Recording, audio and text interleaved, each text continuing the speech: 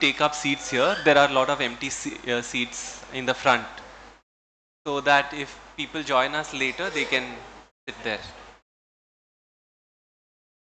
Okay. Welcome once again. This is welcome to Sea City, and this is the 23rd cycle of Sea City Conversations. And I believe there are a few new people here, and also for the benefit of our, guests, I'd like to introduce Sea City.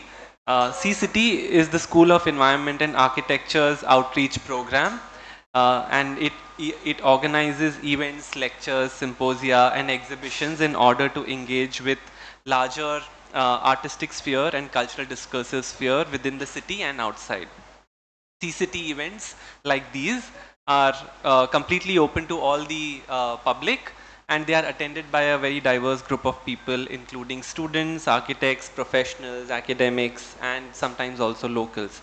My name is Anuj Daga, and I am an assistant professor at the School of Architecture, and I have coordinated almost more than 200 public talks over the last 10 years of the school, and this particular series is also partly supported by the Urban Center Mumbai. And to give a brief background to UCM, which is Urban Center Mumbai, it's a node for dialogue, ideating, deliberation, and carrying out research on urban planning and urban design issues. Coming to this particular talk that is a part of a larger series which is called Architectural Practice in India, Millennial Archaeology, where we are looking at the way in which architectural practice has responded to certain global forces, particularly after the 1990s when the economy opened up. And we are looking therefore at the cross section of architectural practice and political economy, and how different kind of architects have reconfigured or realigned with the forces of economy that have started shaping up in the last 30 years.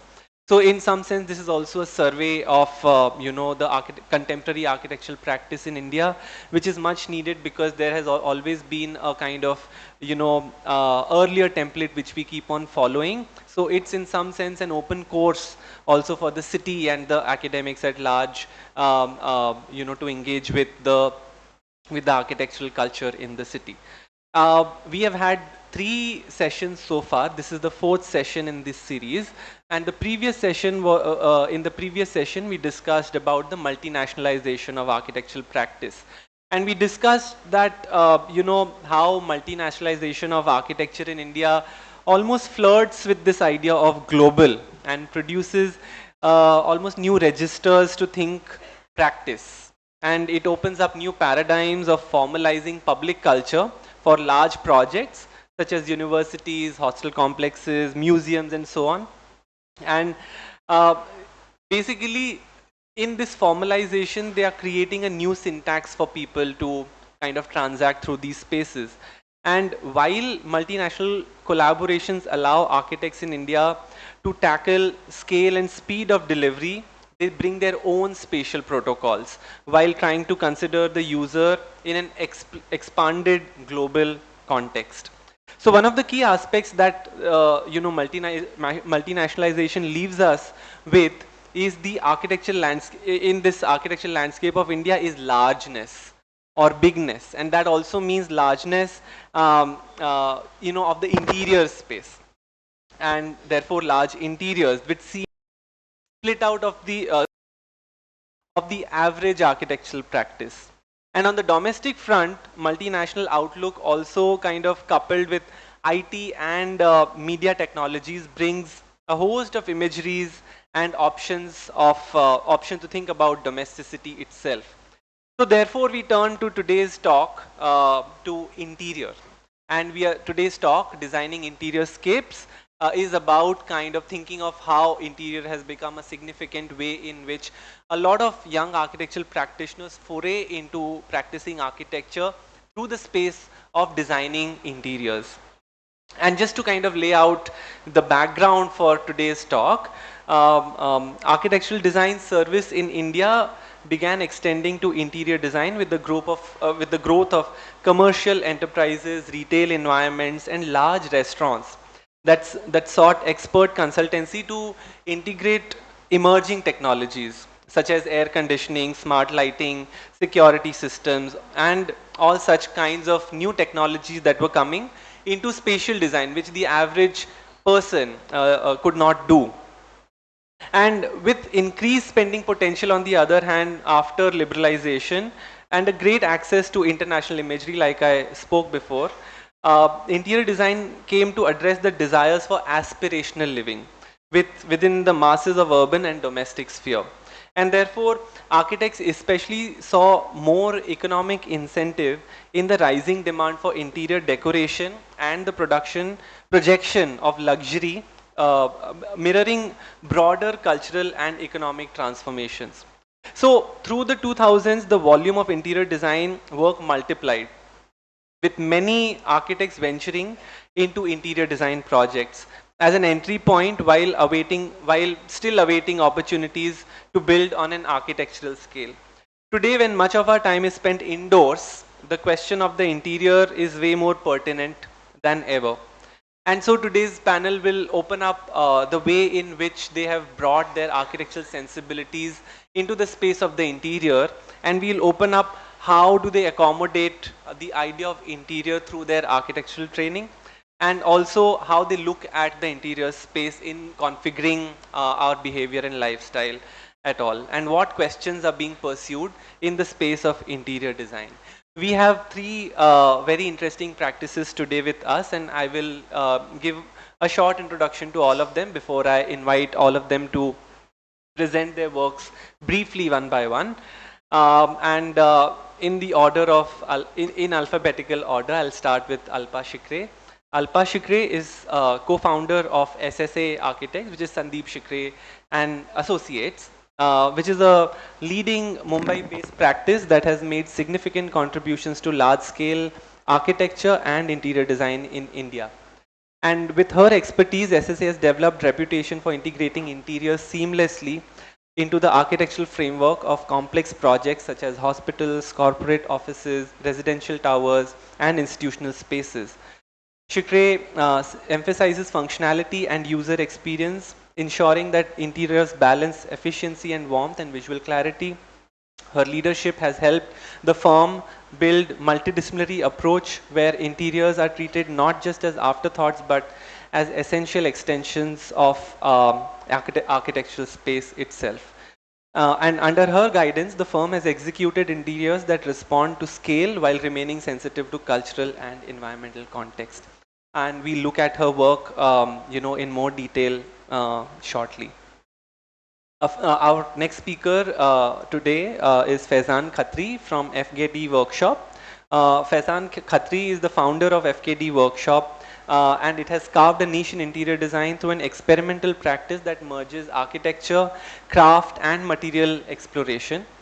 His interiors often blur the line between built space and furniture, resulting in environments that are tactile, layered, and immersive. And rejecting formulaic approaches, Khatri emphasizes iterative making, designing spaces that evolve through prototyping and collaborations with artisans and fabricators. The workshop's interiors stand out for their playfulness, bold use of materials, and inventive details that animate everyday life. Whether designing restaurants, residences, or cultural spaces, Khatri's approaches, he approaches interiors as laboratories of experimentation where conventional norms are reinterpreted with wit and creativity. His work demonstrates how interiors can be both functional and surprising, rooted in the spirit of curiosity. And our last speaker for today will be Zamir Basra. Zamir Basra is a co-founder of Basra Design Studio, which is a practice celebrated for its influential work in hospitality and cultural interiors across India. With a background in architecture and a deep interest in storytelling, Zamir has pioneered interiors that transform spaces into immersive experiences. Basra's projects, from restaurants and bars to museums and public installations, reveal a design philosophy where narrative and atmosphere guide spatial decisions. Basra is contribution lies in making interiors not just mere functional containers, but theatrical environments that engage memory, culture, and social interaction. His work is known for bold conceptual clarity, inventive use of material, and meticulous detailing, creating spaces that resonate deeply with their audiences. And by treating interior design as a medium of cultural expression, Basra has redefined how interiors shape collective experience in contemporary India. So with that, I will now go into the space of a presentation where I'll invite each of our panelists today to one by one discuss their practices briefly. May I please invite Alpa Shikre to deliver her presentation.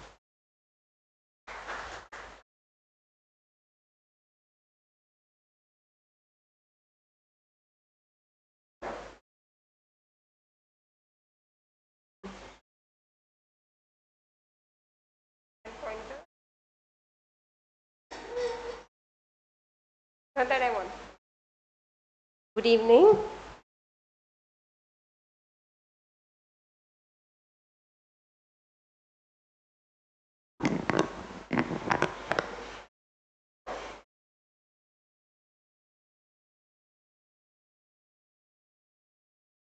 Hi, I'm Alpa Shikre, and that's me, and that's my professional and personal partner Sandeep Shikre.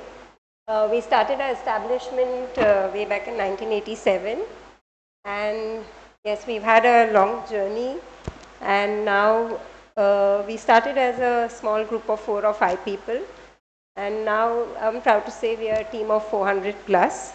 But without the team, this was not possible. From there to here was just not possible.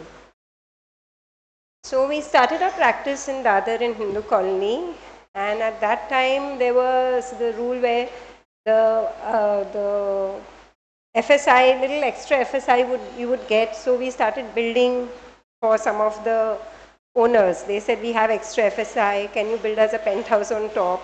So on top of the Art Deco buildings, we had to build something. And at that time, interior designing was known as interior decoration, like Anuj said. So I would like to correct Anuj, not interior decoration, but interior designing. I think there's a slight difference. Fine. No, generally. So yeah, we were always introduced as Amaro interior decorator. And then we used to like say, no, not interior decorator. Anyway, so that's how we started.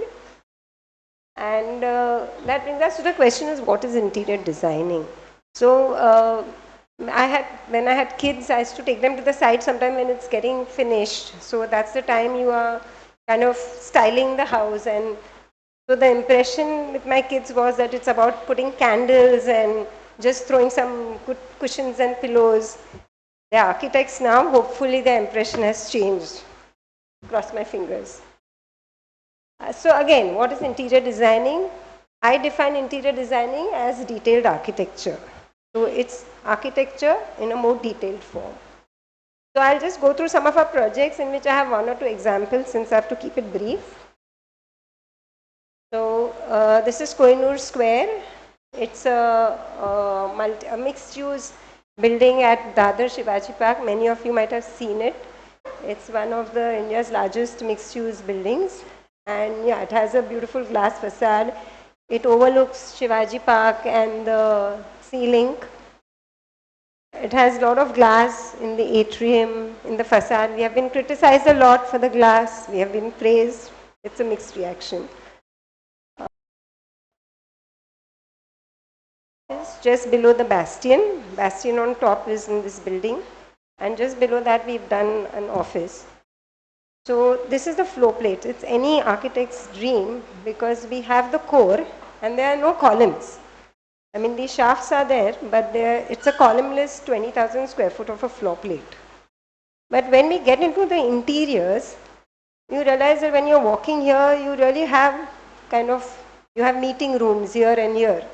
You don't really enjoy the view that was meant to be enjoyed. When you see it like this, when I'm standing here, I see a beautiful view. So a small, of course, we put the reception in a very strategic place so that As you enter, you have that wow factor. You see the ceiling, can you see the sea view? But further than that, a small intervention while planning, and this is part of space planning, the spatial visualization that we architects have or interior designers have. So we elevated these meeting rooms in such a way that when you have these breakout spaces here and somebody is in the meeting room, there's no visual barrier. If this was in the same level, if you would sit here, there would be a visual barrier. So just a small cross section while we were working and conceptualizing this. Sorry. So you're sitting over here in the chair and you can yet have a eye view of the sea. So these are the steps that we created and this is how it is. So if you're sitting in this room, the person sitting here is not an obstruction.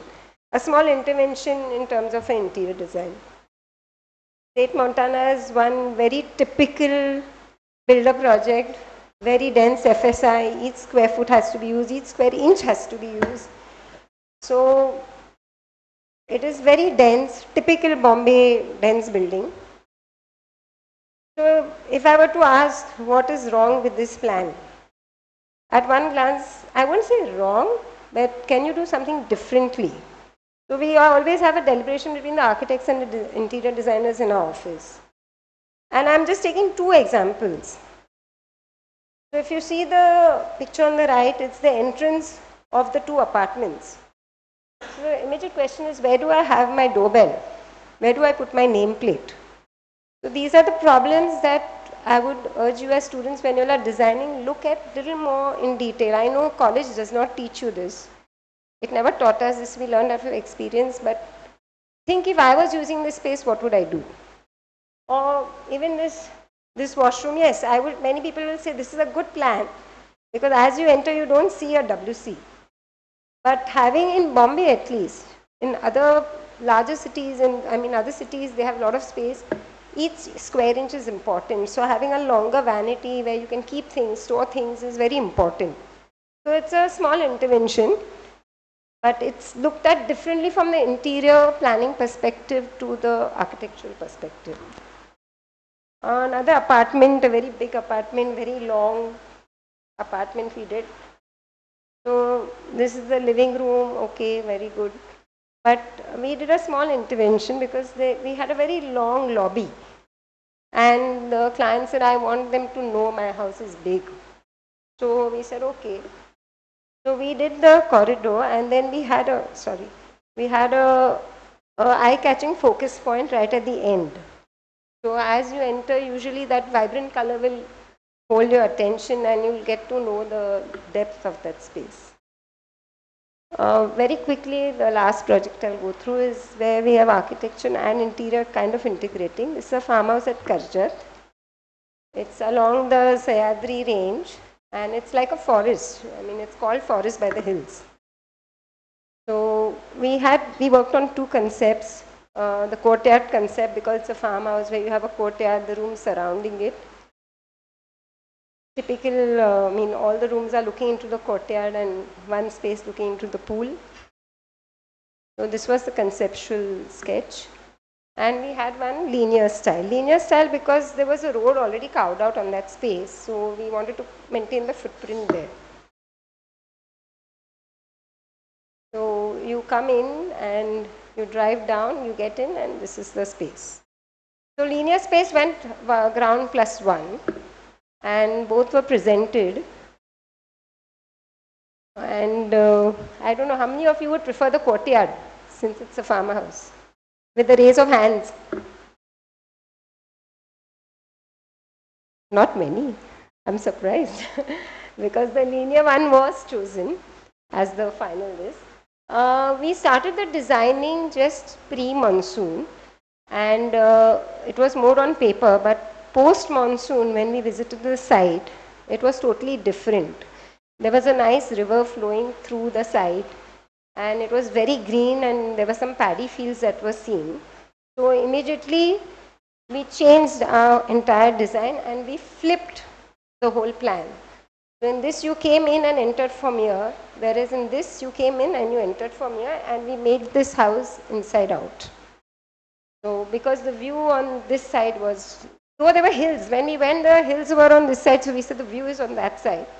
But in the monsoon, we realized the greenery and the paddy fields was what we wanted to capture. So yeah, that was the plan, and this is the west side, which overlooks the entire greenery. So a lot of transparency on this side as compared to the entry side, which is more solid. Of course, actually east side should have been more open, but it's the other way. So it's inside out, like I said. So as you enter, this is the entry foyer, and it's all very transparent. So as you enter, you kind of just see the greenery. You don't see any built structure as such. Even when you're sitting inside at the dining, you see an infinite view of the greenery. Or from anywhere in the house you sit, there is a connect to the outside. Even on the upper level, I'm glad we went up because the view from top is another level. I mean, from the ground floor it is, but as you go higher, because there are no other structures around, it's beautiful. So the interiors are also in a very natural materials, which kind of go with the flow of the raw structure, which is in concrete. And a lot of inspirations are taken from the elements of nature. A very bold staircase, but keeping everything else very bare and raw. Again, inspirations drawn from nature. So certain elements that were inspired, one of the big inspiration was, it's a teak forest. This forest is a teak forest. So we had seen a teak leaf fallen and we wanted to make a pavilion. So we took that as the inspiration, and this is how we transferred a leaf into a pavilion. So that's the pavilion. It's just finished this project. We are going to grow creepers here. So this leaf itself becomes very organic and part of the whole scape. The light fittings, most of the light fittings draw inspiration from the nature around, like this tree lamp, or these falling leaves, or this bark of the tree with lights. Even this actually is the leaf of the apta tree. Maharashtrians will know the sonpan that is there, because there are a lot of sonpan trees on this site. And yes, the furniture also draws inspiration from the flowers and the flora and fauna. So this is the team which helped us build it. Like I said, nothing happens without a team. During the end, nearly at the end of this, we called all the workers. They happily ran from all wherever they were working, and they came. And we took some photographs. Because at SSC, we believe it's all about the space, people, and the happiness in the end, whether it's interior or architecture. So design is not what it looks like, it's how it makes people live and feel. Thank you.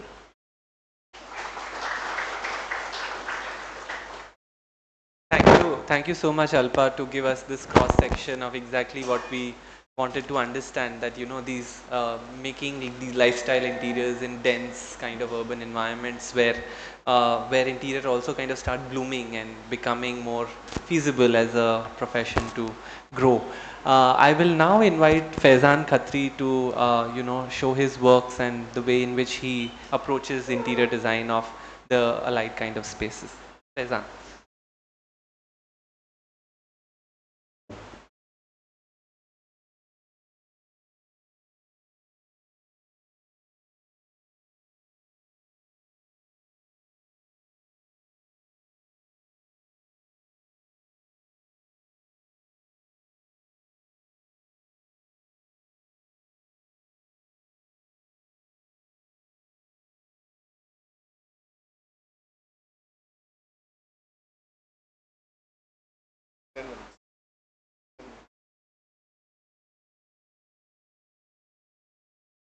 Hi. Sort of like a jumble dump.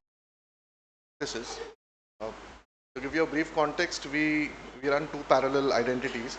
One is FKD Workshop, which you know right now, which is the mainstream practice. We also run a not-for-profit organization called the Initiative.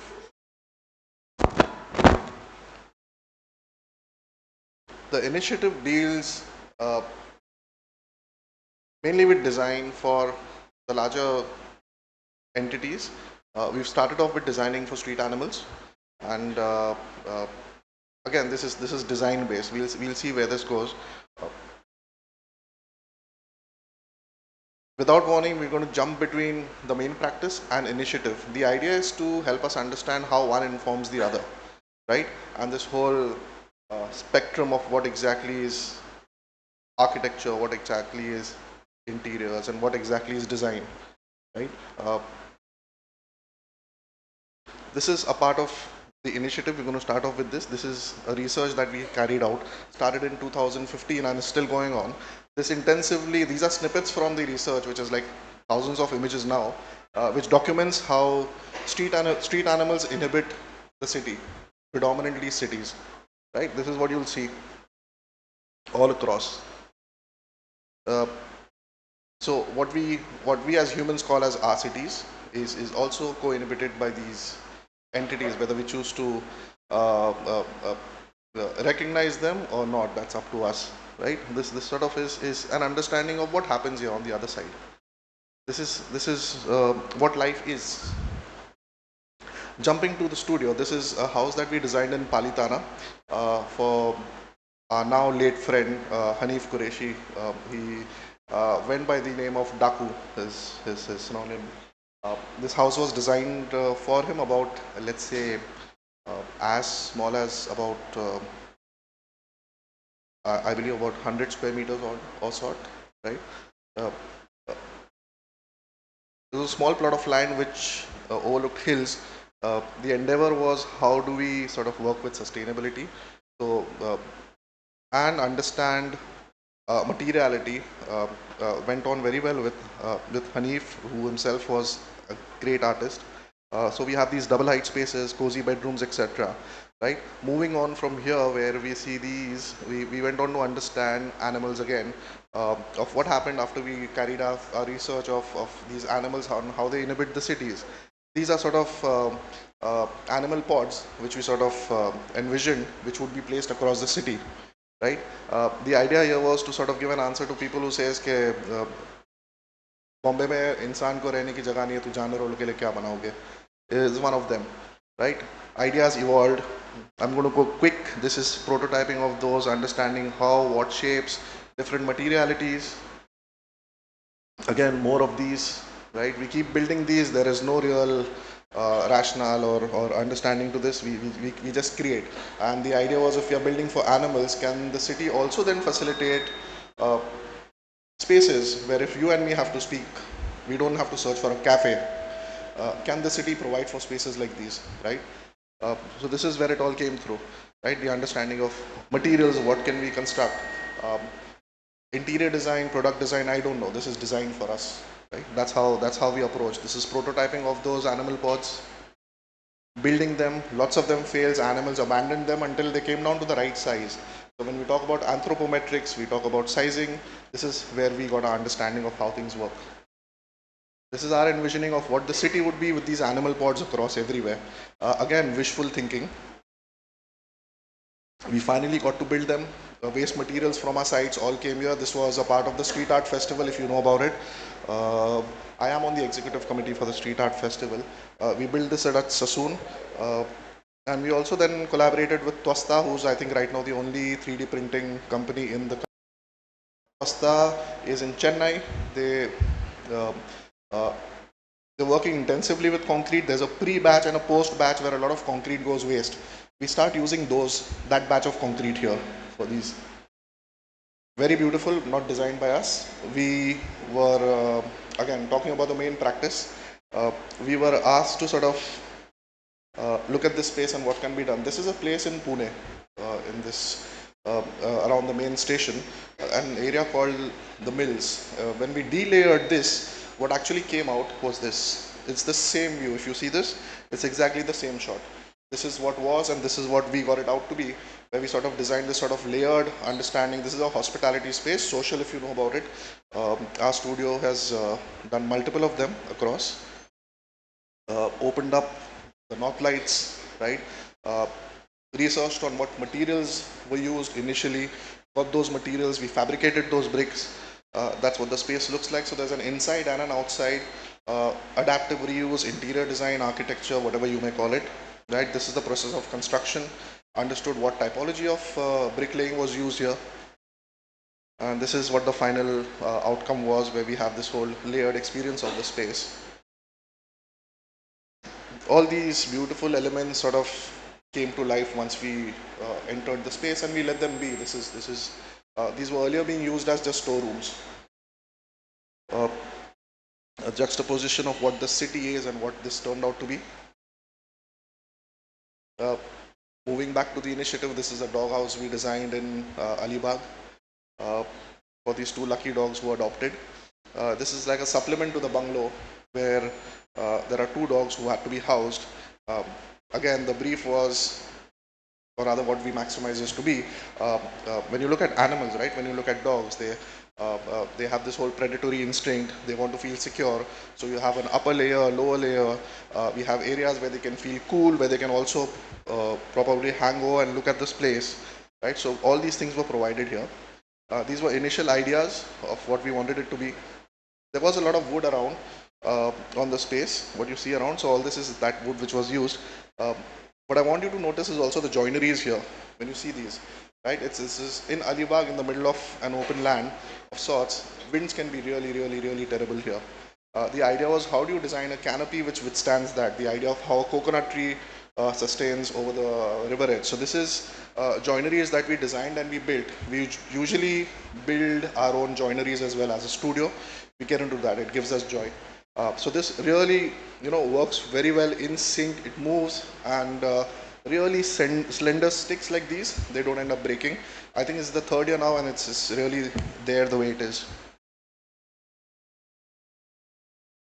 That's the structure, and that's the visualization of what it was and the real structure. Another structure that we designed, this is again coming to interior design, a very tight space in Wadala. The idea was, how do you maximize seating here? Okay.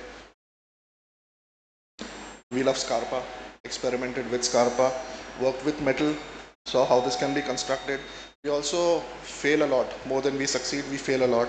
Things crumple, things fell here, right? The idea of how construction can happen, the neatness that you see here or not, is this is the background, what happens here.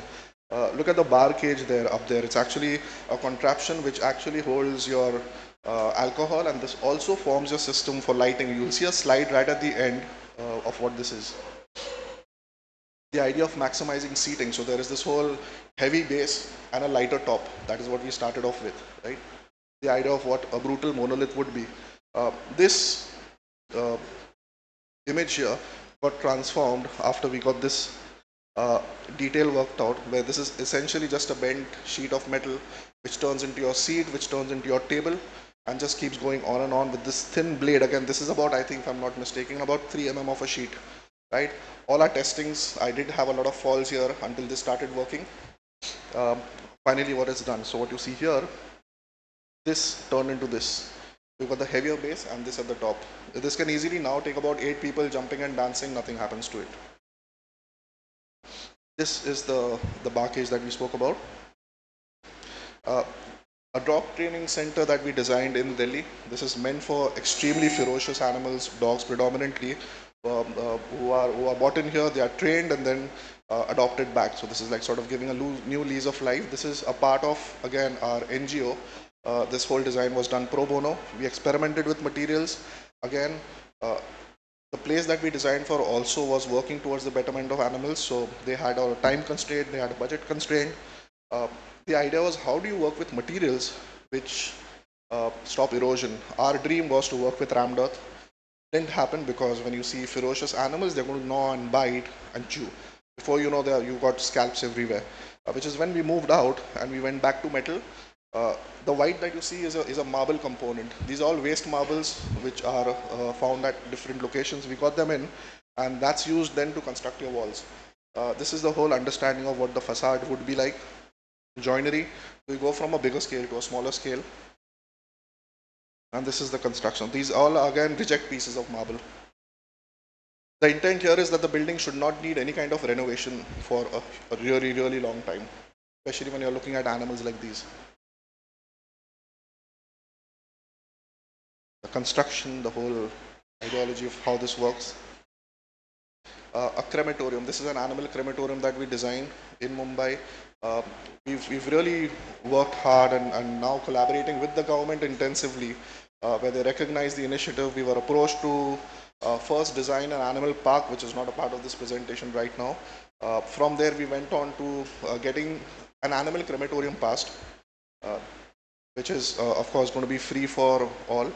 The understanding of how that can be designed, what can be used from the city to facilitate something like this. All this are, sort of layered stones, which we spoke about yesterday, Anuj, when you were at the studio. We picked up stuff like this. This is what your regular scene is on the link road and everywhere else where you see metro construction. We use this, form joineries, and we constructed that.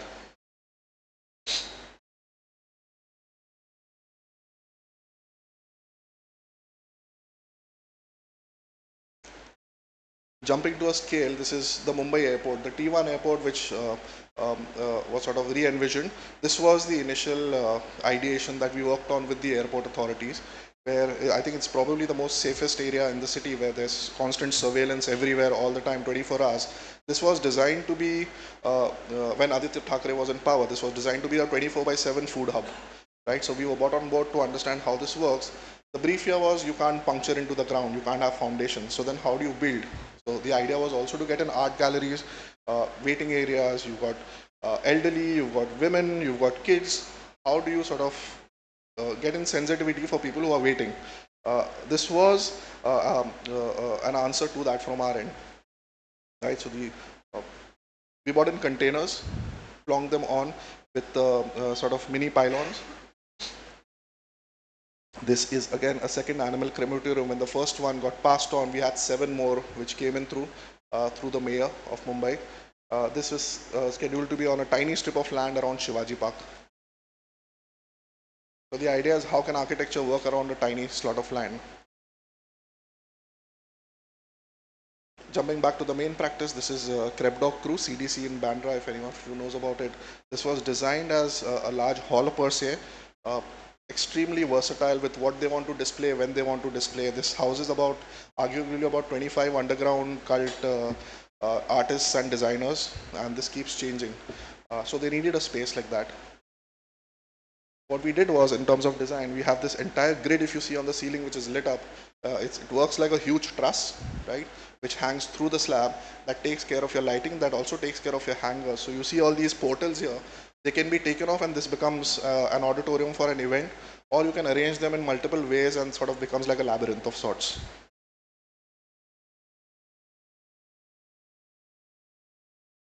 That's what the whole truss was.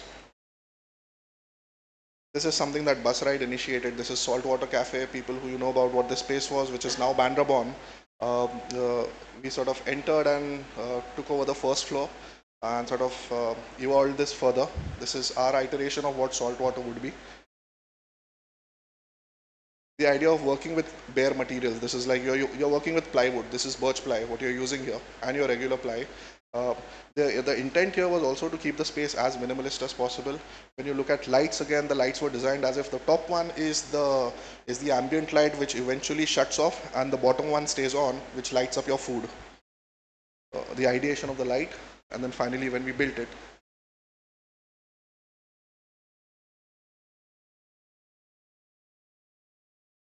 This is something we are building right now. It's in progress as we speak. It's for a textile company. The idea is how do you make a space an experiential space out here.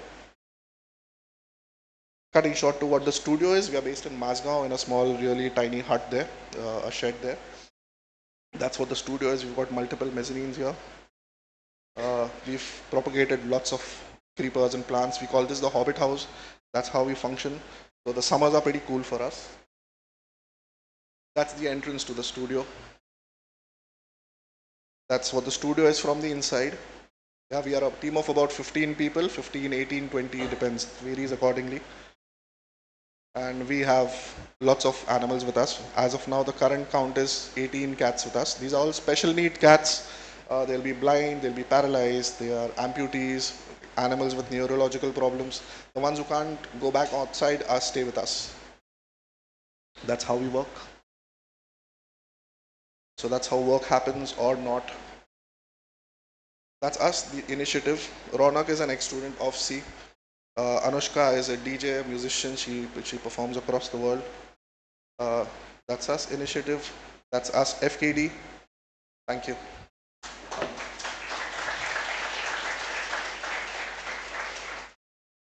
Thanks, Fesan, for introducing the multi-species interior environment also so as a mainstream interior practice, and also all the fun things that you do with your practice. I will now invite Zamir to present his work from Bus Ride Studio.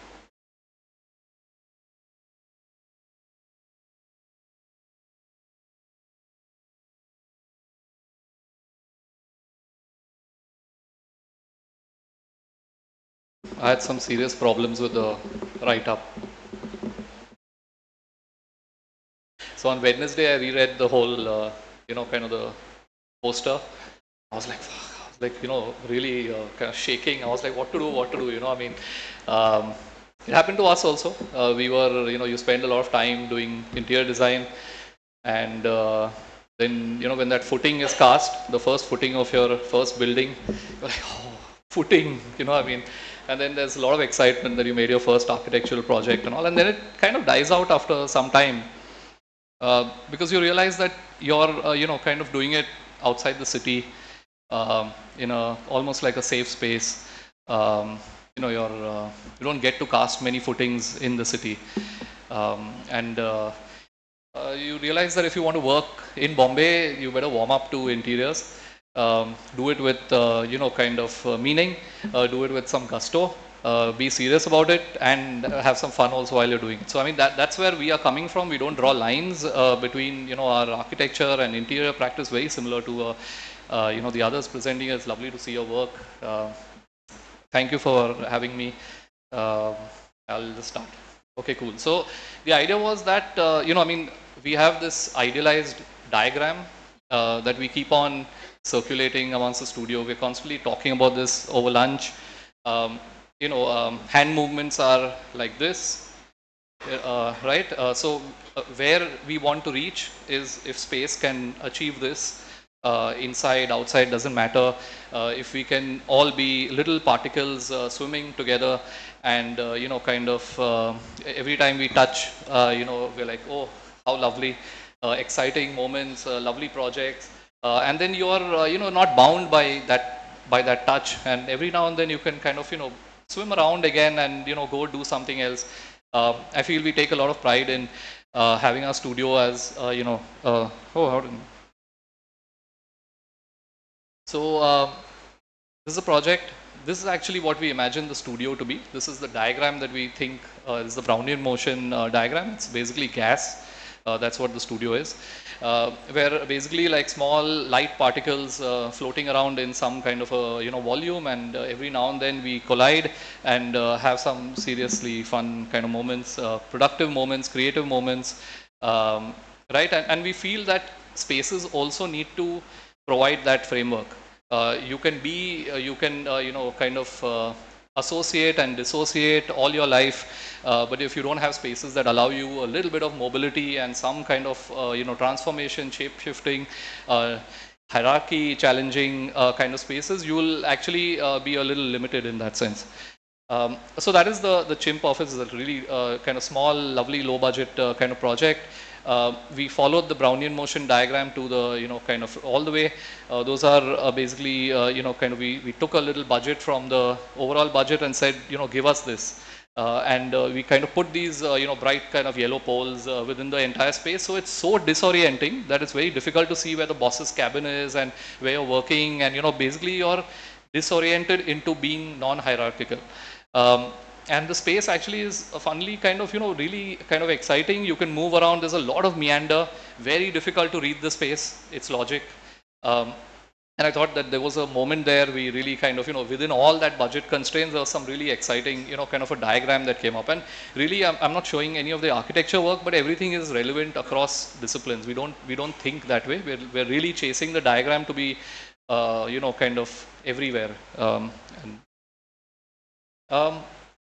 The next diagram is actually made during the Unbox Festival. It's a small festival, now it's big, where a bunch of designers, basically all kinds of disciplines, they come together, much like NID, like the NID campus or a Srishti campus, where you have, a bunch of various design disciplines, and you basically are, you are exposed to everything, and you kind of, float around, swim around, and you keep, meeting, maybe an architect works on a little t-shirt design along with, and someone else. It could be anyone, right? And it could be some new material that they're trying for that t-shirt or something. So that's Unbox Festival. That's like our kind of, we had gone there, we, took part in it.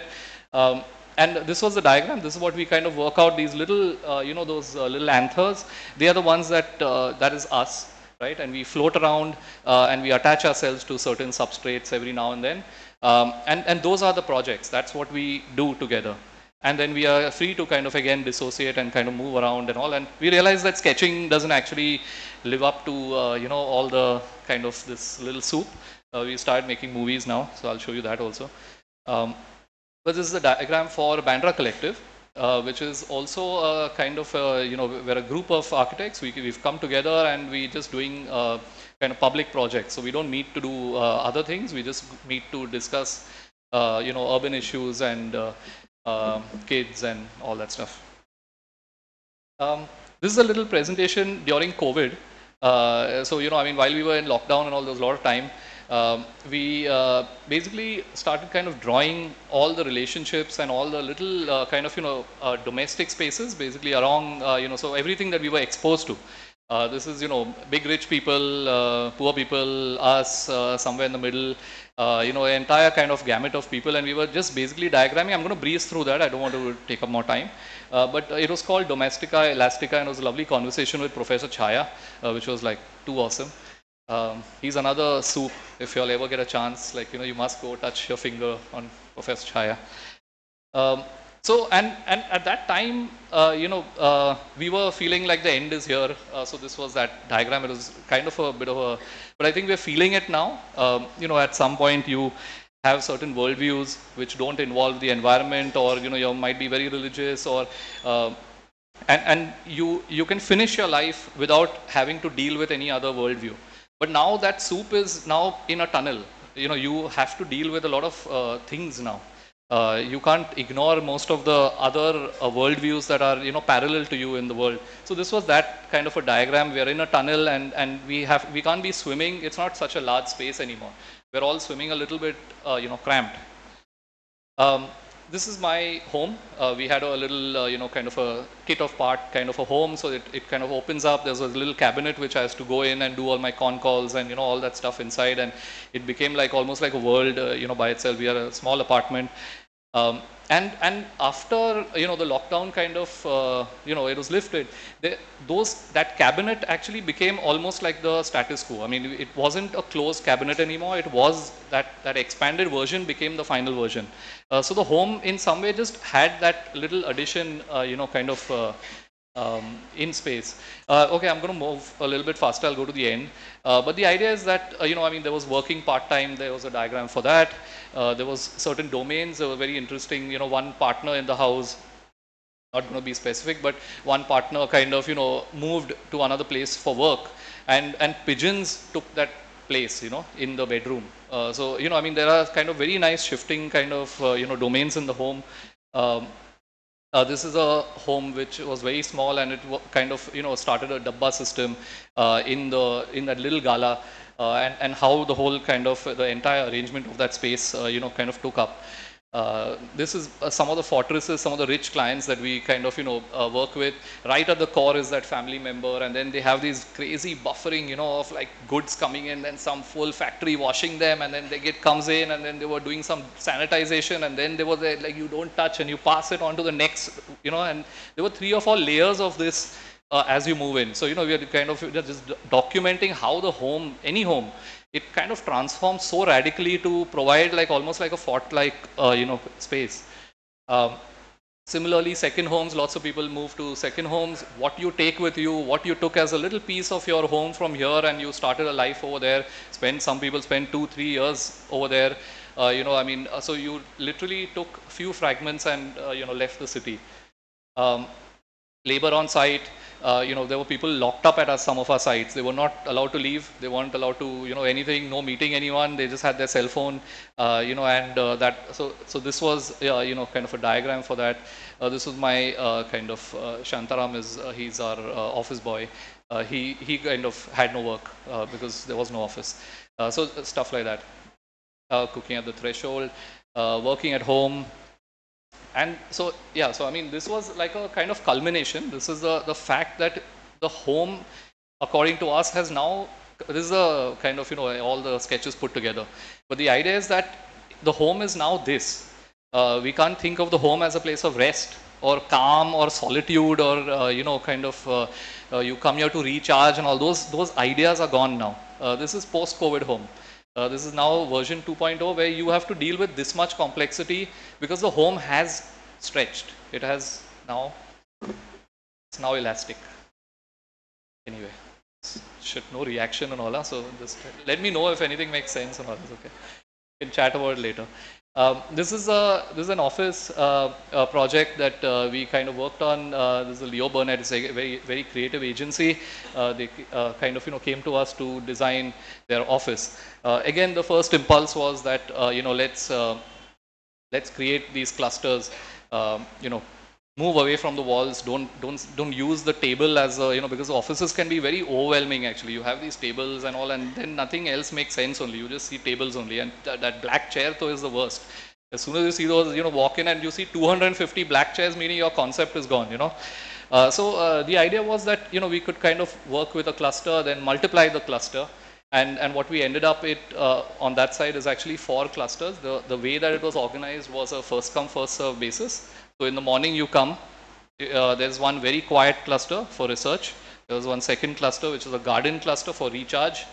Third cluster is immersive media. So there's just like wild rooms. You go in and there's like full mirror like a Sheesh Mahal, and there's one more room and there's an amphitheater for a kind of performance. Everything is like a media oriented thing. And the fourth one is a cafe. So you have these 4 zones which are then dealt with. You come in, you choose where you want to go, and you gravitate towards that. The idea was again that same, in the morning you come and you're like in a soup and you're like, Aaj main quiet kaam karunga, and you kind of move there and you like work in the library, and then midway you don't want to work there. You want to have a good time. You go to the cafe, catch someone, and have a coffee, and that's where you work. So the idea was that you have a lot of fluidity, 200 kind of chairs, but about 400 people fit in the office, in multiple kind of ways. So the library is one kind of a space. It's very quiet. You go in and you almost have like the library carrel kind of compartments. That's the rejuvenate. There's this little kind of greenhouse kind of a space. You have this one, which was actually, it's not doing justice to it, but this is one of the amphitheaters in the in the immersive space, and that's the cafe, which is the Cafe Burnett based. So again, the 4 clusters, very different kind of vibes. Doesn't feel like one office. If you're in the mood, you go to whichever cluster you want, right? The provenance, this is a store again. I'll go through it quickly, but the idea being that we are so used to retail store, which is kind of a fixed story. You go there and it's all in front of you. It's directional. You see it, you observe, you pick something that you like, and you kind of head out. The idea was that we would create some sense of an island layout that you kind of walk through, you meander through, you see things from the other side, and that's your browsing experience. That's what you kind of take. So this is how it kind of worked out.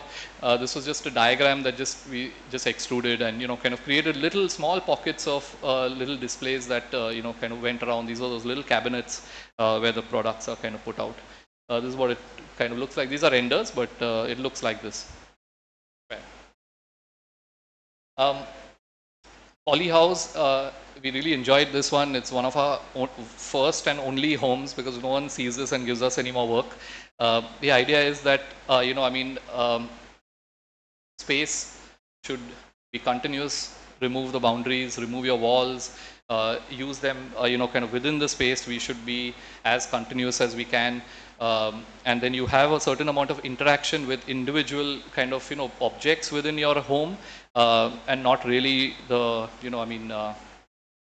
so there are moments within the, this is the diagram, by the way, for the Folly House. This was the idea here towards the bottom, is where, certain kind of traditional structures, they provide you, fragments of traditional structures. They provide you the small opportunities to innovate and kind of, do small little kind of pushing and pulling to create some kind of newness within the space and allow you the opportunity to interact with your home. Home is not a static kind of, entity. So just to kind of explain that there was, the living room was divided into two follies. One was the living folly, which is, kind of a, it's 6 of these surfaces that come together, which is one, which is the, the Simpsons couch, the one that you sit and watch your TV. The other one is where you meet people. The other side is, a day bed. Then later there's a horse mount. You never know when you want to mount a horse in your house. The fifth one is the cave, right? You can go under it and you can kind of explore. That's where the kids are, and we had kind of illustrated a whole map of an imaginary world below. So the whole kind of, and there's a slide for the kids. So that's the slide getting activated over here, and that's the kind of living folly. So it's two ways of looking at it. Either you keep it so open-ended and flexible and mobile that people can use it in different ways, things that you cannot imagine. It's indeterminate in that sense. Or you completely hyper design it for everything possible and you make it rigid, and that also works. That's a kind of a polyvalence in that sense. Same thing works in many ways. This is the study folly. So these are two of them that sit in the room together, one cube and one kind of chadar in that sense. So the study folly has your living room, which you normally put in shelves, and you put your books and all, and you put all your most intelligent books in your living room, right? When you go in and everyone, all your visitors come in and like intellectual, that kind of stuff. So that's the little, kind of display shelf over there. There are two study tables that kind of fold out. Then there's a pivoting, TV unit which comes in and faces the Simpsons couch. So what was normally when you enter a living room, a small living room, you'll have a couch and it looks at the TV. And that format is so restrictive. It's almost like you get burnt by that TV, kind of sitting over there. It's so restrictive. So this one is a chance TV. The couch is facing there, but if you don't open the unit, it's just absurd to be sitting there and looking at that cube. It's two of them. It becomes the Simpsons moment, but it's not really always there. It's not a permanent format in the room. Toit. This is another kind of a diagram that, it really emerged from the layout. This is like an 85 cover, normal restaurant bar situation. It's a microbrewery, sorry. So it's like a kind of a party place. We party a lot from the studio. We go there a lot. But everything that you see in that little, in all these fuzzy zones was just made complex. Extremely complex, with a bunch of levels and things. And so the crush load is, 250, 300 people can fit in this room because you can just stand, the ergonomics are, 18, 36, that kind of thing. So there's a tall table, you can put your drink there, you can sit on it, you can lean on it. There are a bunch of tables that just happen impromptu, basically, in that sense. So this is what it looks like. All those fuzzy zones were kind of, just hyper designed. Everything, there's a niche over there, so you can put your top, you can stand on it, you can dance on it, whatever you want. It's and the entire air conditioning, everything is kind of built into this topography below, so you don't kind of mess up the ceiling. It's a beautiful ceiling. It was a Blue Frog site, so we had the honor or dishonor of dismantling Blue Frog.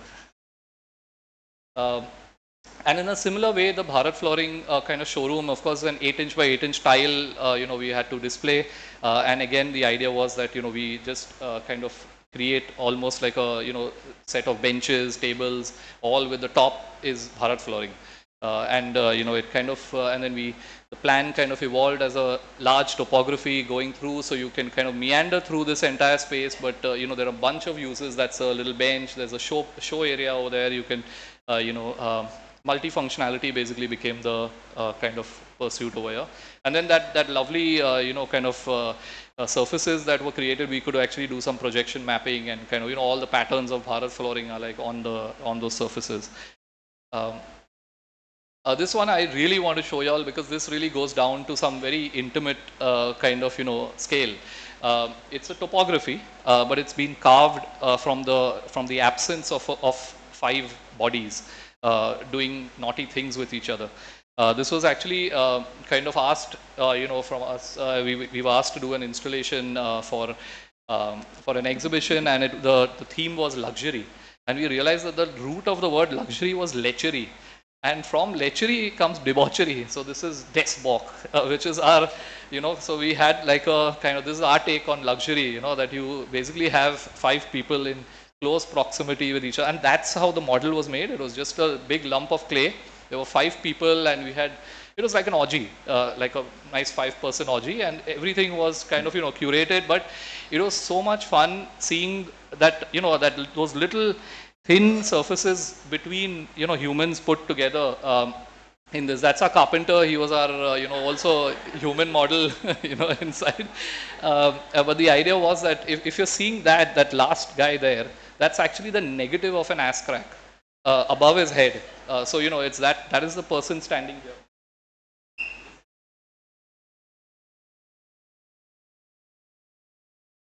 In there. But again, the idea is that this is a topography. It was used in many more ways. This is what we kind of planned. It's just so complex and so kind of, engaging that you will go and do something on it. You will put your coffee mug, or you will lie on it, or you will, kind of try something with it. So the idea is, this is again almost like the extreme example of a polyvalent surface. It just goes all the way, every possible thing. End is here. I'm done. Thank you.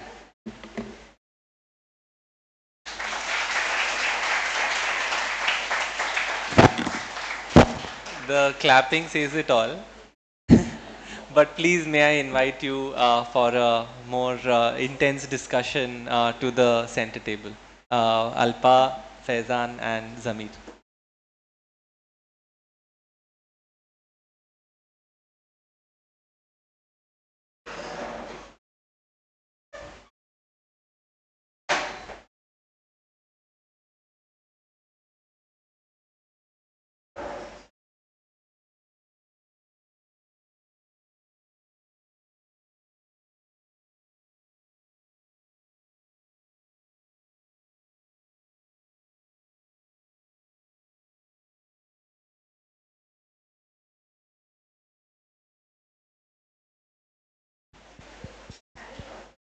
Okay.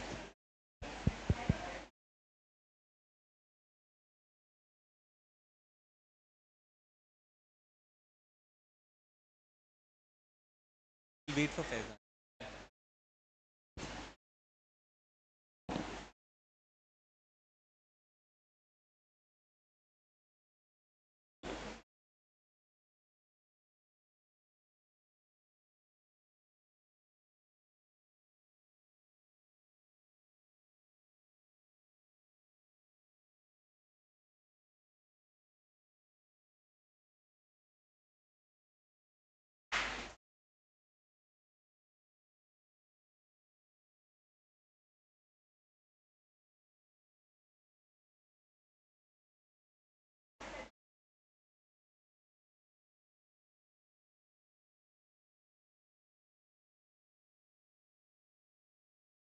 Hi. So, thank you so much for sharing these exciting works, all of you, and it's really a wonderful cross section, and clearly very different from each other. And so my task is way more difficult to find kind of resonances in the work, but I'll try. But before we kind of get into the specifics of each one of you and your work, I want to use this opportunity to also kind of address our purpose of holding this lecture series, which is designing interiorscapes in the political economy as it changes. And I mean, one of your first comments to this whole term of decoration itself, you know, and that's where the kind of divide is, which I kept on speaking to all of you, that architects don't like to think of themselves as decorators, whereas and a lot of interior design courses actually sprang up within the academy only post the 90s, and they became like these larger and larger departments where more and more people enrolled, because it seemed like a more viable thing to do than architecture itself after you graduated. And we also see that how there are certain architects who identify themselves as AR, in when they sign, to kind of be identified differently from interior designers. And so it's very interesting to kind of look at how then the architect tries to fit into this space of the interior. And I want to break down this question in three sections, and I would like to understand, and all of you have entered this kind of space at different stages in your practice and also our timeline. And so I want to understand the three words which I want to use as keywords in orienting kind of sections is, one is the luxury home, and how do you translate luxury into design? What is the imagination of the client when they speak, or they don't speak but still kind of suggest luxury or to want luxury? The second is the idea of the restaurant, the retail, and many of you also do, because retail is also that kind of space from where the luxury is fed into, and therefore it's in some sense the first curtain raiser to what your life can be, what your lifestyle can be. And the third is the office space, or the commercial, as they say, commercial interiors, where it's the work, it's the non-domestic space. And all these three have particular kind of setups which we become, either we kind of align to, or we want to break away from, like you also showed in the project of the clusters that you were designing. So just to kind of understand in your own practice trajectories, the coming of this idea of luxury and how you kind of translate it into design. Were you prepared for this kind of thing in the space of the interior? And what does it translate into as materials, as designs, as spaces to inhabit? So if all of you can respond to that. So luxury is defined very differently by different people. In terms of interior, when you say luxury, it immediately comes to mind the materials. I think that in COVID, everyone thought of luxury was time and spending time with the family, and so the context is very different. So yeah, it depends on, for a poor person, just having a house is a luxury. For a person who's an HNI, luxury is all about space and spending time with their family and having multiple locations where they can spend time with their family. So I think it's a very fluid definition. If you could tell us what ideas do clients come with when they want a luxury home, or when they buy a big home, what do they want to fill it with? So now with a lot of redevelopments happening in Mumbai, a lot of larger spaces are available. People are having super luxury homes, and yeah, when they come, they want to do the interior. They want to show off. I mean, that's that sector of people. They want all the imported furniture now, but there is a shift. Now everybody wants made in India has become luxury. I mean, in the last 2 years, I've seen that not made in Italy, but made in India is the luxury. Yeah, but it is very materialistic in terms of an interior home, I would say. The super luxury homes again want to experiment with rammed earth. and all the natural materials. So there is a shift again in the last 2 years, what I have seen. I mean, that is what I am experiencing. So they have some other point of view. Annotate further this question. You know that I was kind of wanting to understand how difficult is it to rethink the diagram of the interior when we are talking of luxury, and you were also kind of showing how your client this idea of showing that the space was big. And so but you go in these kind of apartments with a very typical layout. You also had that thing with you were talking about the Simpsons story. And so how difficult is it to rethink the diagram of the interior towards giving an impression of luxury, and while also responding to the luxury dimension? I mean, I feel attaching luxury to interior is also, I mean, maybe it's not, um uh, it's a bit of an architect's perspective on things.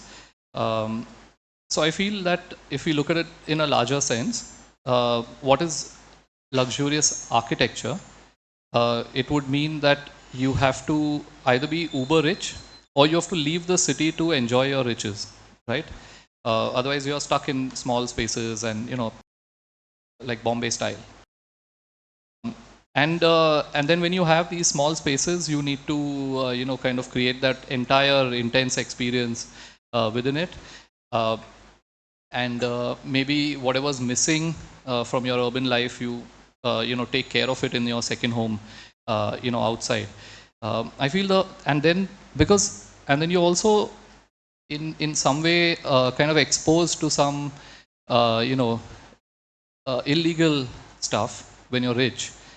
You're able to kind of push, you know, certain boundaries. You can do illegal extensions. You can, you know, kind of all that. You can manipulate rules in that sense. So you end up with a lot of gray space in the city also, and also in the second home, because you know, some things like the you know, the panel. When they were discussing the second homes, I think the legalities of things and all also came up as an issue constantly. You know, that you're kind of doing, you know, second homes out in the wilderness, and you're finding as much wilderness as you can, you know, within the whole kind of bunch of things, and you'll do lots of illegal things within your purview, you know, as architects. So I feel doing illegal things outside the city, designing rustic homes outside the city is as much of the consumption that is equal to designing luxurious interiors. So it's one life. It's the same life, right? You're doing all this as one package. I feel, you know, maybe narrowing it down to interior design and saying there's a connect with luxury might be detrimental to the students actually. I think it'll be nicer to see the entire terrain of luxury and how conservative it is actually. Because, you know, there's nothing experimental there. You know, people get more and more jaded with more and more money. You know, you want to go with certain things that are standard or well established, you know, classics.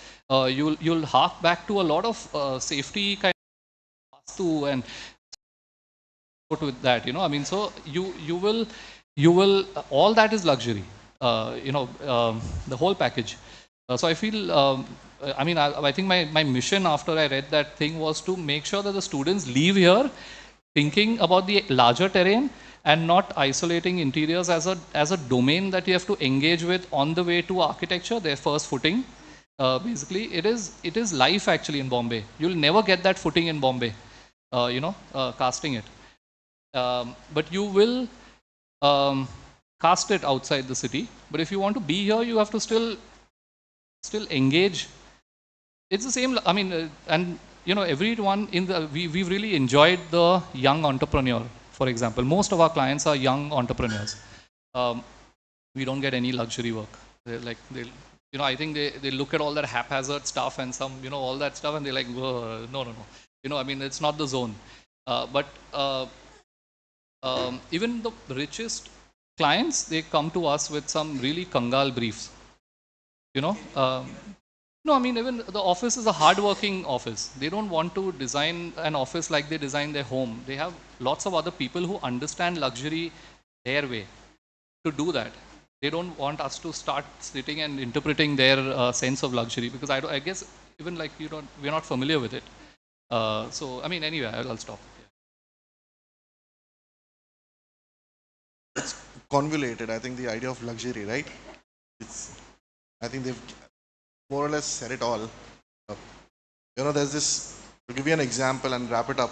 Uh, we were working with this restaurant and bar. We do tons of restaurants and bar. I think both the practices together must be dealing with more than half of Bombay that way. But uh, there was this time when we were designing this pilot project, like a branding, sort of like a flagship, and the client would just refuse to say okay to this beautiful Baroda green, right? The material, it's a stone, it's essentially a granite, it's so hard. It's not really a marble, if you know what Baroda green is. So, and the client would just keep refusing until we got another cutout of the same slab from a corner, and we called it Italian green, and it got passed. So yeah, I think luxury is all here in your head. I think for us as designers, as a studio, and I think I would be prudent enough to speak for him, is I'm not sure about you, but I think we all strive towards getting our details out, living our abominations through these projects that come to us, and then see where it goes. I think there are a lot of failures in the process, right? So for me, I think that luxury would be as a designer, the ability to be able to experiment on this, right? And it's great to have people who have that trust in us. I think eventually, there's a reason why you've called these three practices here. I think for someone to approach these practices itself is a luxury for them. I think you should look at it that way also. And I think the same goes for architecture across everywhere. We talk about bigger organizations, and there is a certain amount of resource that goes into hire an organization like that, right? To summarize, I think what you're saying is overconsumption is vulgar, right? And you reject that and you try to subvert it in your practice, in your respective practices through your own creative kind of agency. And in that, therefore, A lot of times we don't.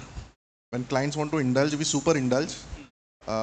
Because for us as a practice, a lot of that money starts going into our initiative, the NGO. And that's the kind of deal we sort of break with them, that listen, you don't want to pay us, it's fine, fund the NGO. So I think that's how it works for us. yeah, of course. And therefore, I mean, to step on then to my question, which I want to again pose, that how difficult is it to rethink the diagram of the interior? Now, what I observed is that like your practice brings a lot of sensibility of the of the urban experience in the side.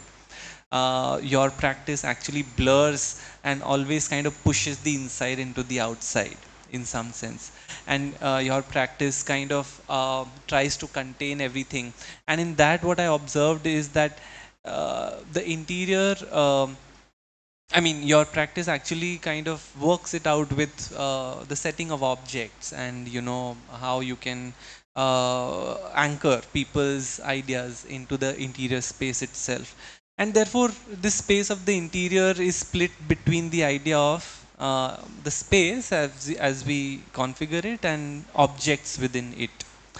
And so there is, on one hand, there is a challenge of reconfiguring the type which is preset and given to you, and the other is what you all engage with, the idea of detail, like going into the real kind of nuts and bolts of things. So I want to therefore kind of ask you that what is the whole process through which you kind of think of reconfiguring the interior, because I think that's also a gesture of bringing the architect in the inside, and not just simply kind of provisioning the interior, but it's in fact turning the interior brief into an architectural brief for yourself. So, so if you can kind of respond to that, of how do you conceptualize, the rethinking of a typical layout?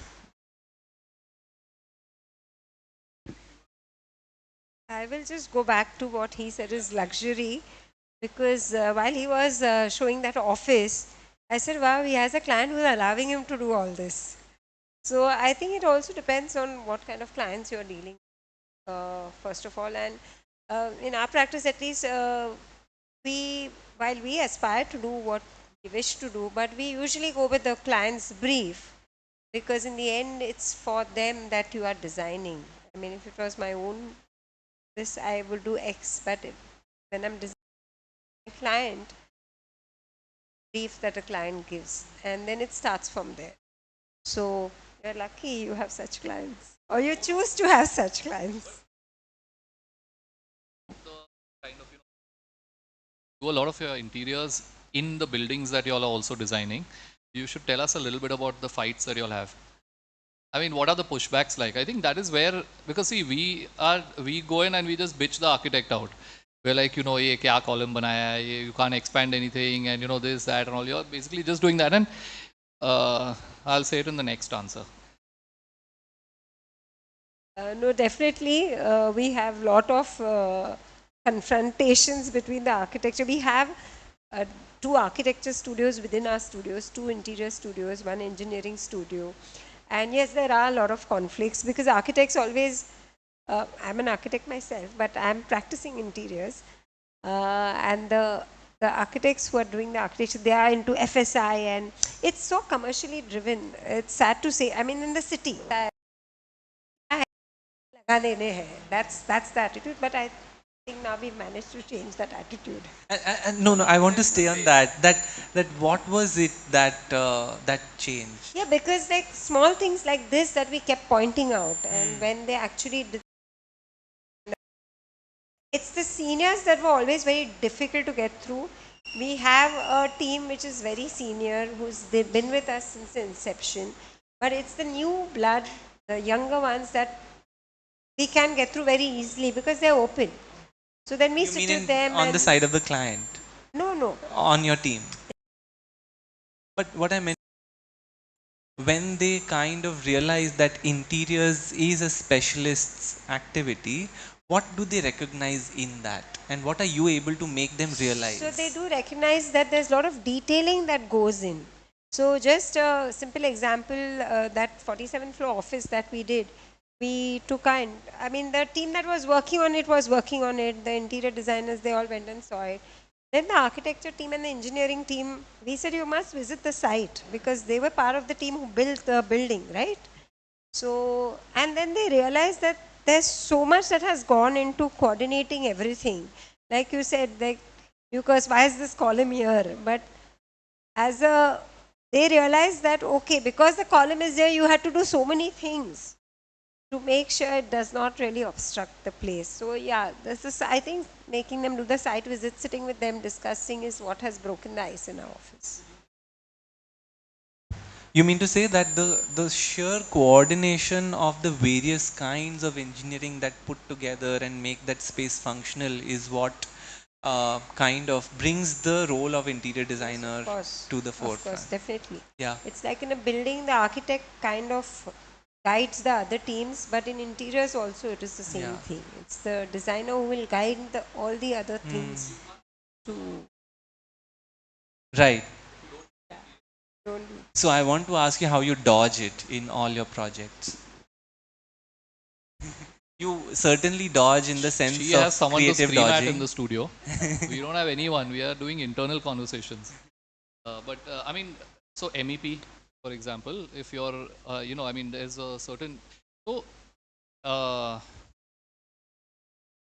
so there is, if you don't know what the fit out is going to be like, the office, is it an open plan? Is it lots of cabins?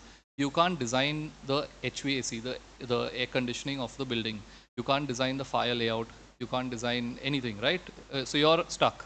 So what happens is that the architect provides one small pipe saying tapping point. This is now what you do what you want. Then there's one hole, which is the exhaust duct. Do what you want. And so in 4 places of that office building, you will have these tapping points, right? They don't have an idea. They don't have an estimation of what's going to happen because that has become the nature of the architectural business, right? It's been narrowed down so badly in Bombay that it's not user centric. Like you can't design a building anymore based on users. That is why the interior designer is in the conversation, because even we get called that you come in and you critique this and you tell us what to do and this and that and all that. We are not getting to make those buildings. No footings happening in the city. Building comes up and then they are taking little input, like even the builders, right? Like a builder has a column layout, but they don't mind, changing your layout a little bit based on the user. And like, how do you know that a 3-bedroom is going to be occupied by a big family or a bachelor or a, you don't know, right?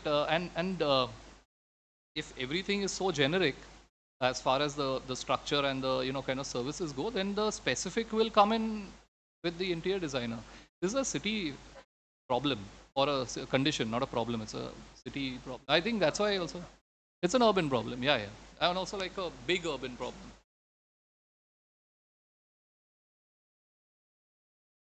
Yeah, I believe it's about getting in the right amount of detail, right? What Zamir also touched on the idea. Okay, there is this amount of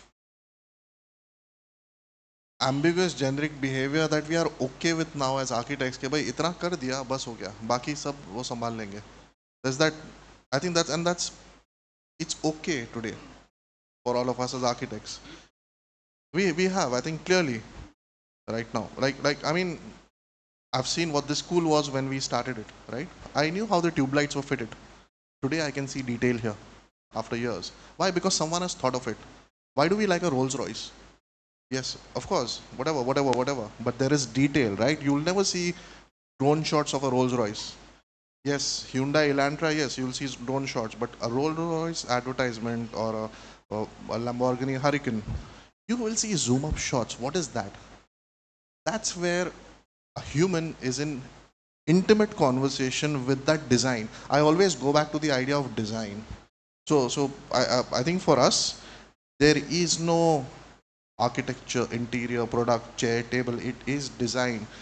Even your handle. Like if you know Finjul, he's a Danish designer. He designed a conversation chair, right? It's called a conversation chair. Look it up. It's such a beautiful design. It's a chair where he simply had this backrest, the seat ergonomically designed, and he's added a flap which is here. So if I'm sitting and I was sitting like this, it gives me support here. That's design. And I think that's where I think all of us endeavor to be able to give that experience as an architect which completes the circle. So I think once you do that, and I think that is the joy that I get personally out of what we are terming as interior design, to complete that line which we've left off very comfortably. Like he said ना कि वो एक hole छोड़ दिया बस हो गया. और अगर बोला भी ना करे fire fighting complete कर दे तो they'll put some random header line and then some random spikes and that's it. It's like करने के लिए किया. So there has to be a shift in sensitivity somewhere to sort of balance this out. It's right now, at least in the cities, it's at an extreme.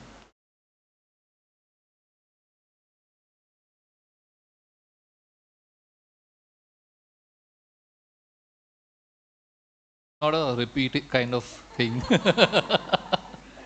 No, but I mean, I think we'll run out of things to teach if practice is so alarmingly different from academia.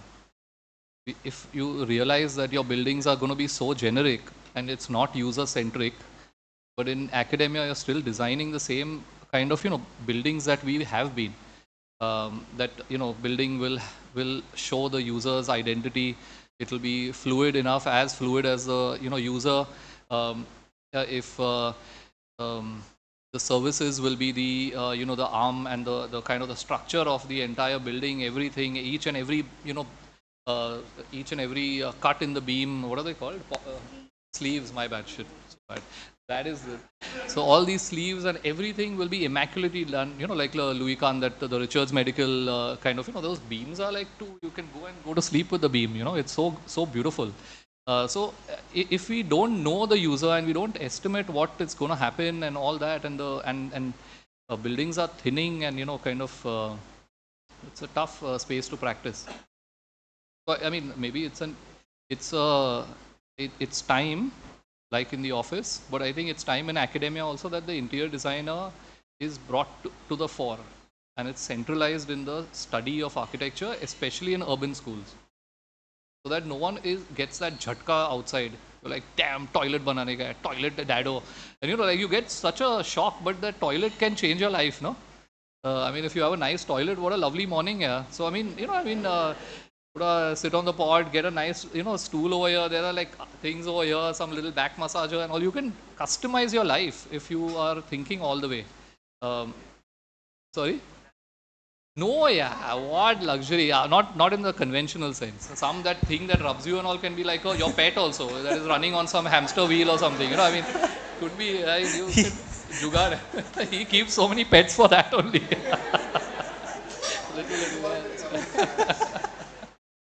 But so I was wondering when you were saying that, is it then like the creation of a white cube condition for yourself in the space of the interior? Because then, like, what is the idea of context in interior design? And I wanted to just throw this question that what are the urban experiences that become diagrams in your practice? Especially, I think you bring your everyday urban experience into the spaces you design, and I think they translate as uh, very clever kind of spaces. So so does it require for you to imagine the interior as a neutral space, or you work with the context of that space itself? Because it seemed like, for example, in the space with the opening box, that space seemed like a big hall with no beam and nothing that was there on the, or even this squiggly table. It was a large kind of space in which that it sat like an island in the center of the. It became an object and space at the same time, and I'm also wondering that which interior designers actually kind of go and take up projects which are 1 BHKs and 2 BHKs. You did your house, but yeah, so those, and where do therefore this remodeling, where's the scope of remodeling the interior there? So I asked actually many questions, but whatever stays in your. I mean, so we had designed this little sliding apartment. It was just a single room. It was a studio, one side bed, which was also in two pieces, and the study table was on the other side, and there was 3 sliding walls in between the room, and that was a walk-in wardrobe and a walk-in music library. The 3 of those things, and in the day you collapse the bed. So you fold the bed into half and you collapse all 3 on that side. So you have a lovely big study. The entire space feels like a study, and the back side was a library. So you have your music library, your books library, and then and at night you collapse all of them on the other side. So it was a very small intervention. It was just 2 channels on the ceiling, cabinetry which moves basically. So if you're, I mean, the wish list was huge. Walk-in wardrobe in a studio is absurd to think about, but you have it. If it's, and it's nice jugaad kind of a situation. You also got like some, like a Ferris wheel kind of a design where the bed goes up, and then you can use the space below. It's a study table that replaces it. So, I mean, there is a lot of stuff to be done in small spaces if you're, so you want to be in nice parts of the city. Nice parts of the city are expensive. You'll get only small spaces over here. So then that's what you'll have to do some lifestyle choices. Anyone of you want to? I think this is also a lot of prejudice which comes in with the idea that, oh, you need larger spaces to experiment. I think it's by far not true. I think tighter spaces bring out the creativity, right? What he mentioned about. I think that's where sort of you are the most closest to detail as you can be, and which is where a new paradigm opens. Which means to say, like, okay, being the practices that we've gone a long way into working, failing, and now we are able to sort of boast in this 10-minute about these, projects that we'd like to display.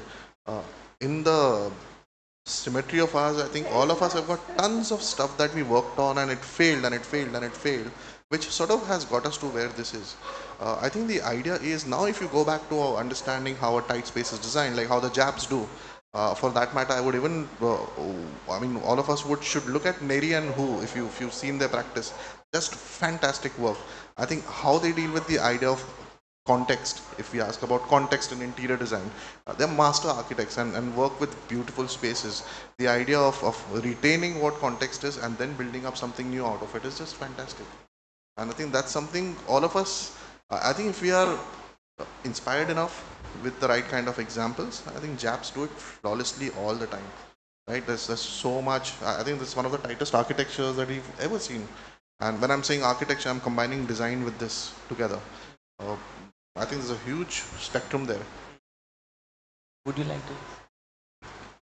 Coming to context, I would say before there was formal education of architecture, if you even see today in the rural areas, they don't have any formal architecture or any education, but they build with the environment, according to the environment, see the sun, the wind. So context, like he said, like the Japanese do, it's something that you have to build with. And yes, tighter spaces is definitely a space which you will have to experiment more because the need of the use of the space is more. Like what we design in Mumbai and what the designers design in Delhi is very different because in Mumbai we are so short of space as compared to Delhi, just 4-story. Yeah, no, I meant often in the city, interior spaces are actually spaces of escape. You know, so you are actually designing for that escape or the flight of imagination, and therefore the idea of context where you re-bring the city back in a very different way by kind of translating it through your own interpretation and giving it back to the people. So that's where I kind of, it's a reintroduction of the city in the space of the interior. So that's where I meant to ask. But given the time, I would like to open this discussion to the audience, and we already have. So my question was to Zamir. So I wanted to ask, I really enjoyed seeing your presentation. So you were talking a lot about diagramming all of these interior spaces. So could you explain, because it is a very interesting process. So how do you then convert these diagrams into all of these interior spaces which forms this larger soup? And then I had a larger question wherein all of us are restricted. I mean, there are these cookie cutter interior layouts. Then how can you design architectural structures? We all talk about ki cookie cutter building hai, ye hai, wo hai, we do not get space. Then how do you kind of translate these, let's say the soup, into a architecture building? Or then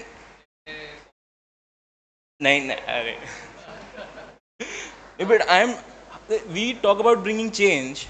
We talk about ये क्या building बना है, same to same. Like let's say I would not like to name. Let's say Hafiz contractor, for example. So then, how do you bring out this change into the system which is driven by all of these larger practices? And that's. Even I won't name, but in Hafiz contractor buildings,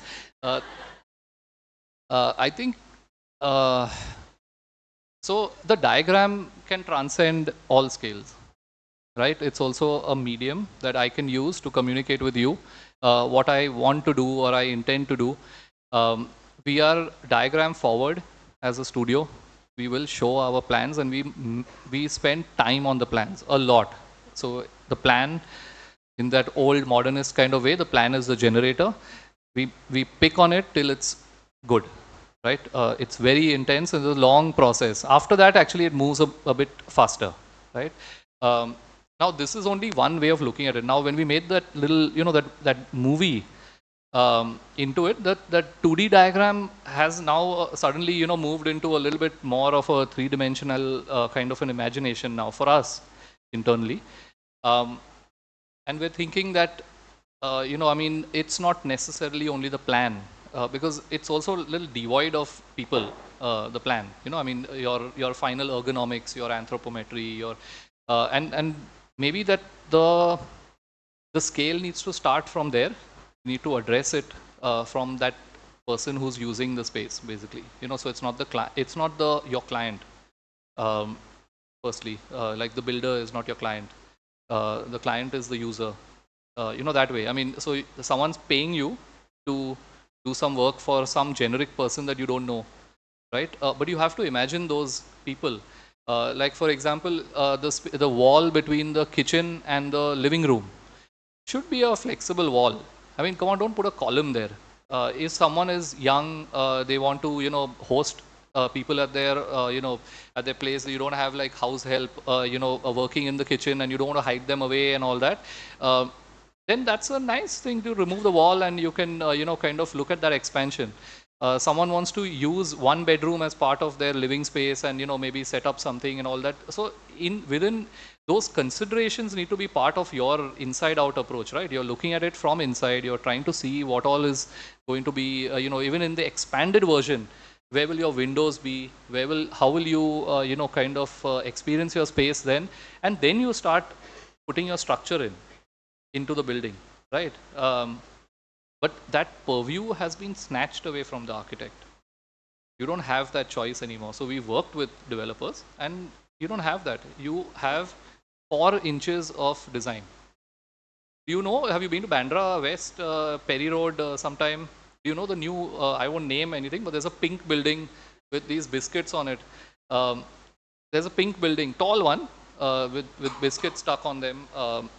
And that is actually like a parody on the scope of architects right now. It's 4 inches of biscuit, pink color. So, you're basically now there's obviously frustration will build up after a point working in the city, that you're not getting to do any of it. And if you're not on the right side of it, if you're not looking at it inside out, you'll be completely devoid of that whole, kind of the of user, of all the sensitivity that goes into responding to a brief, all of that. You'll be within a very generic kind of domain, and you'll be left with that little space to make a very big splash. All that pressure comes on that 4 inches to make a big splash. That is also Hafi's contractor, right? You have to dress it up in 4 inches, but it's not him only. He's just doing it a certain way that we don't agree with, right?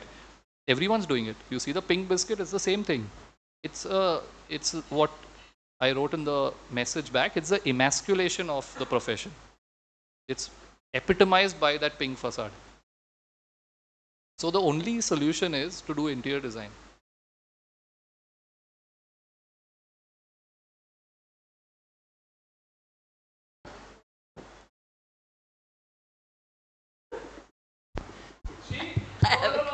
So when I was discussing with the studio, when I say emasculation, whoever asks the next question takes offense.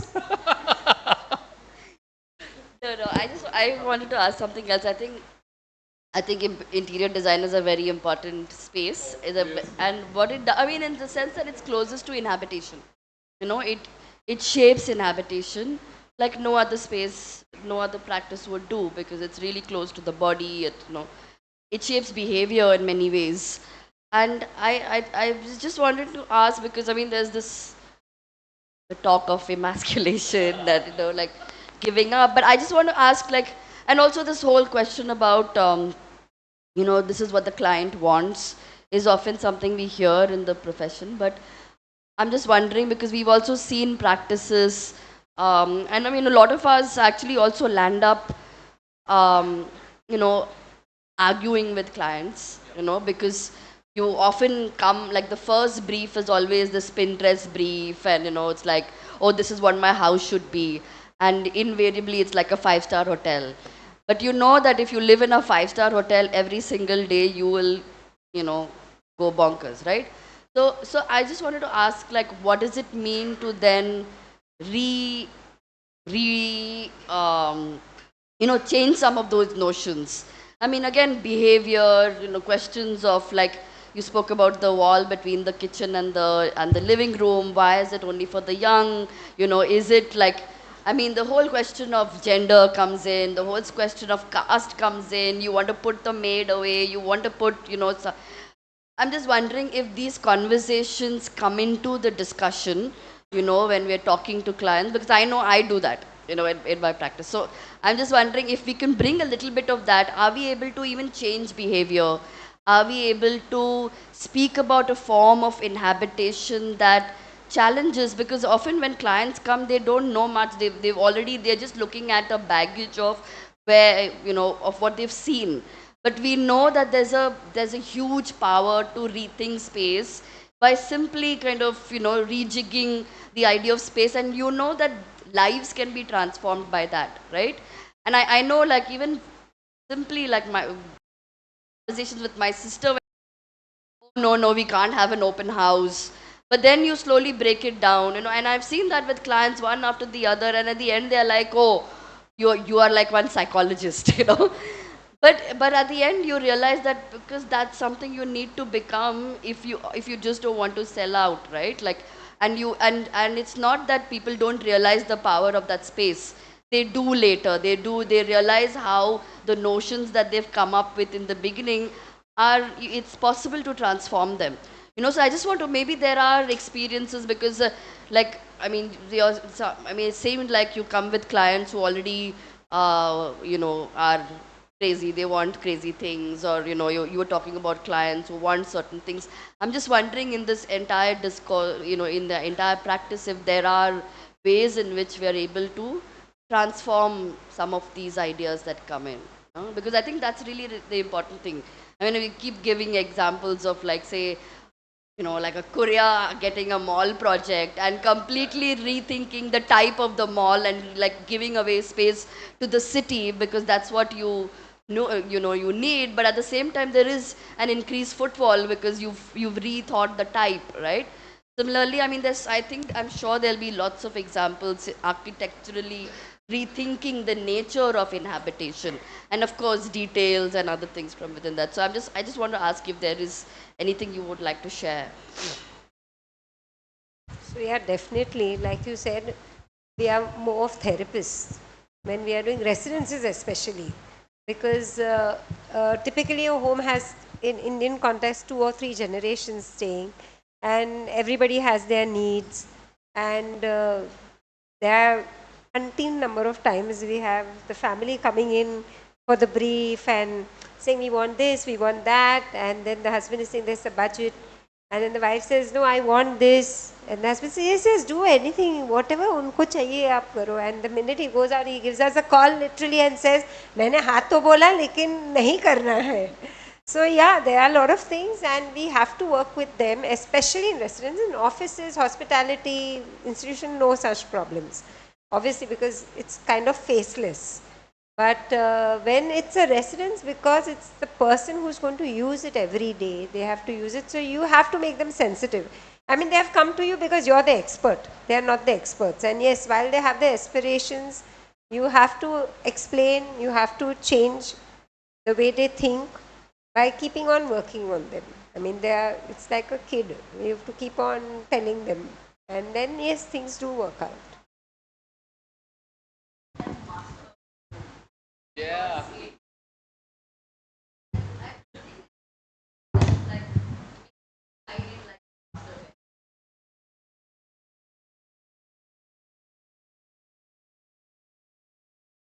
I think that would be more about the mindset of the people.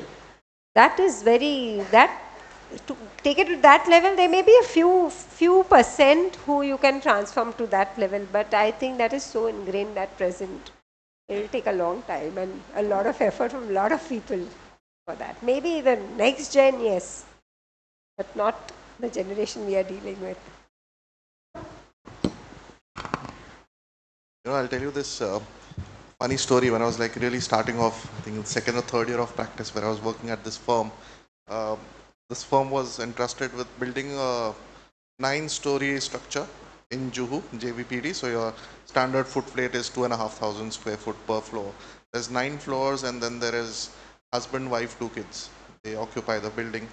where there's home theater and gym and spa. And so there was this time when you spoke about the master bedroom, the top two levels were the master bedrooms, and which is when the discussion gets over and the husband, who's supposed to be like the head of the house, he comes in and like, listen, on the other side, please make one more master bedroom. Okay, so we draw that out, get that along. And the drawing says master bedroom 1, master bedroom 2. The meeting gets over, he calls us again. He said, remove the 1 and 2. I want both to be equal. So obviously they slept separately, and that whole thing came through.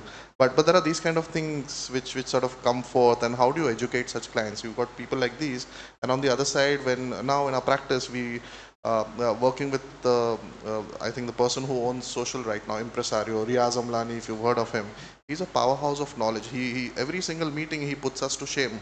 I have learned more about architecture and human behavior through him than I have point blank through I think any teacher, where he speaks about when a person enters, what are you supposed to see?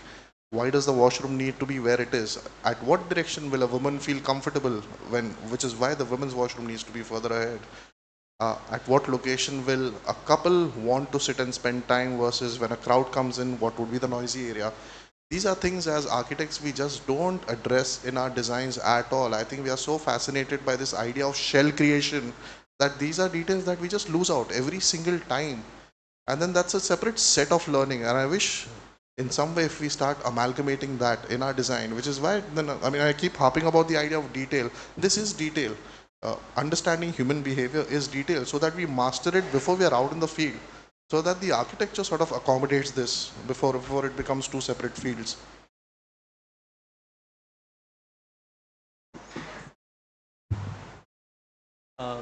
Grishma had a question.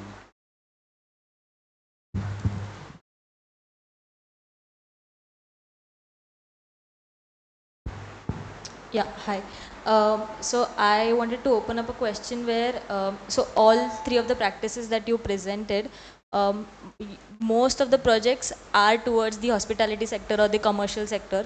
So I just wanted to ask that when you think through these ideas or these expressions that you want to put through the design for the space, these commercial sectors or the hospitality sectors that y'all are designing for they hold a certain brand, they hold a certain name.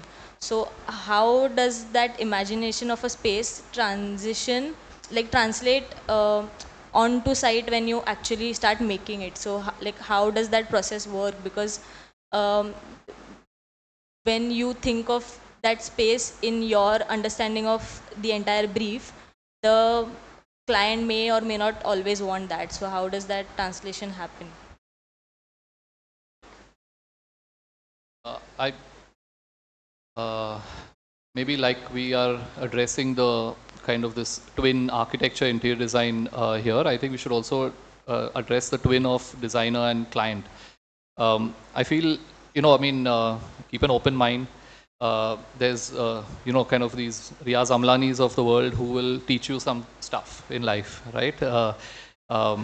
They will have so much knowledge about what they are planning to do, how they will do it, their brand, their ethos, all so pit pat. They might not have made a PPT or a space or anything, but they know entirely. They can even critique your the kind of arch you use or the kind of bar counter detail or everything. They can critique all of it. They say this is going to hurt you. Where is the hook to hang the bags? What kind of edge will give what kind of a vibe? Round edge, kind of stepped edge. These are all decisions which are paramount for him. I mean, I feel give it to the client. There are clients who are extremely smart and they know their shit, in their discipline. So like, for example, they would come and they'd say that, this is an office, but I want the biggest coffee shop ever, right? They don't want people sitting in equal rows, equally spaced, and also they had that vision. They said that I wanted like a coffee shop. I just want to have that. That opens up a conversation where you are then open to interpretation, and you can then start talking about diagrams which you feel close, kind of are creative. They're creative diagrams, and then you kind of find some, a fit in that. I do have a little insight on young practitioners now. you will have to be more image forward. You will have to render so vigorously. Earlier rendering also, there's a little thing like designer and rendering. Rendering is the crap job, designer is the top job, right? And that needs to change. There's too many images. Your client is going to give you images if you're not matching up. And that's a thing that you need to fight right at the beginning. You go image forward. You render the shit out of your project. So everyone's looking at your images, they are critiquing it, saying that, oh, this is too over the top, I don't want this, whatever. Okay, fine. It's still your image. And you don't open up that Pandora's box of images coming into your project, which is actually where you lose all diagrammatic quality, you will lose all sense of like appropriateness, to that project. Everything starts becoming, I like this, or oh, this looks good over here, or whatever. This is a wacky idea. There's so much out there, and now it's all AI generated. So there's just, it's way beyond your capacity of producing. So all you have to do is allow that little group of people for that project to look at images that you all are producing. It's an important thing for now. Earlier it was not an issue. It seems like, sorry, is there any, okay, I'll come back to you, but it seems like the kind of clients that you have been kind of having versus the kind of clients that you have, the average age of the client is very different, and does it bring a very different sensibility of what they want out of their interior space? Just wondering, like, what is the average age of the clients that you... Getting more affluent sooner. So you're getting more richer sooner now. So you have young, energetic clients, basically.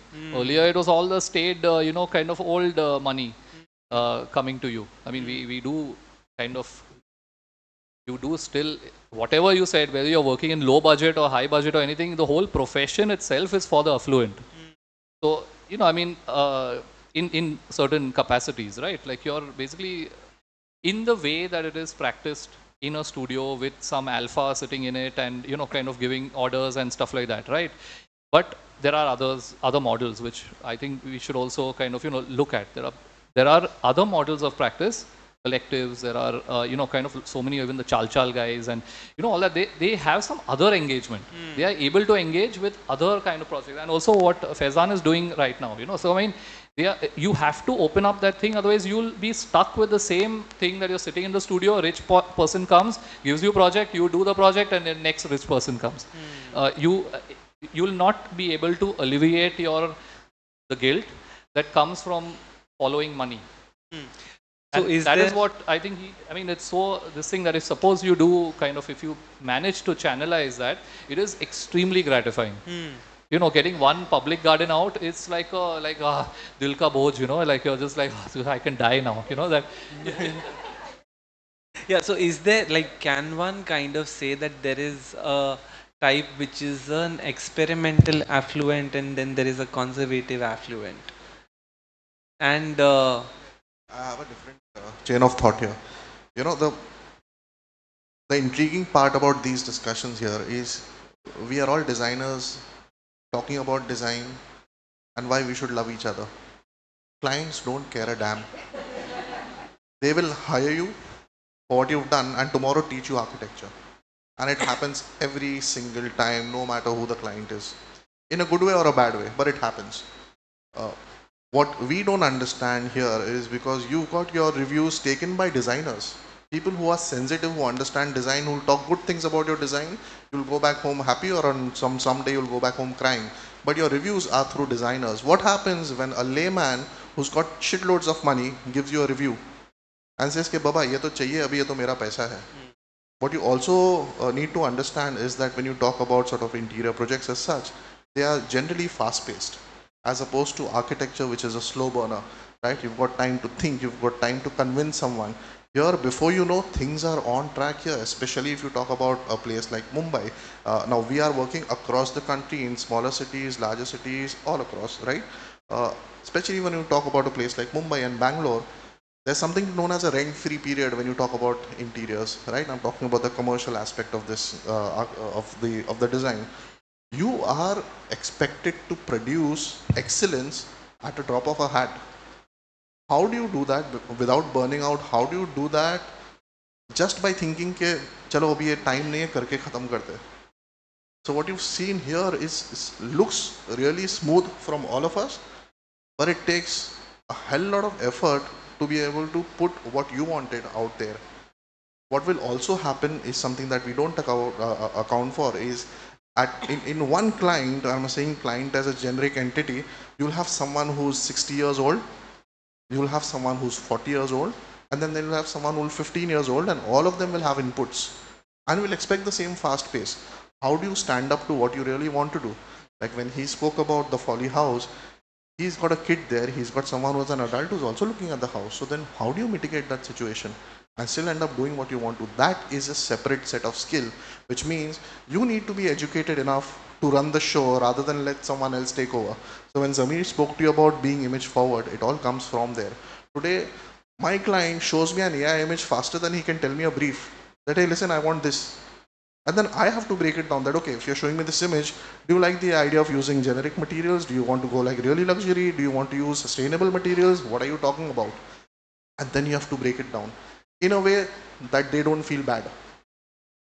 So there's lots and lots of like loops sort of which tie in together, which ultimately make the project where you want it to go. So it's very interesting. Swara, you want to your question?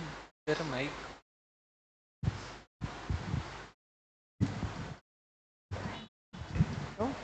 Hi, so first of all, thank you for the presentation. It was very nice and different to see the way you talk about interior more than a visual and a aesthetic kind of a form.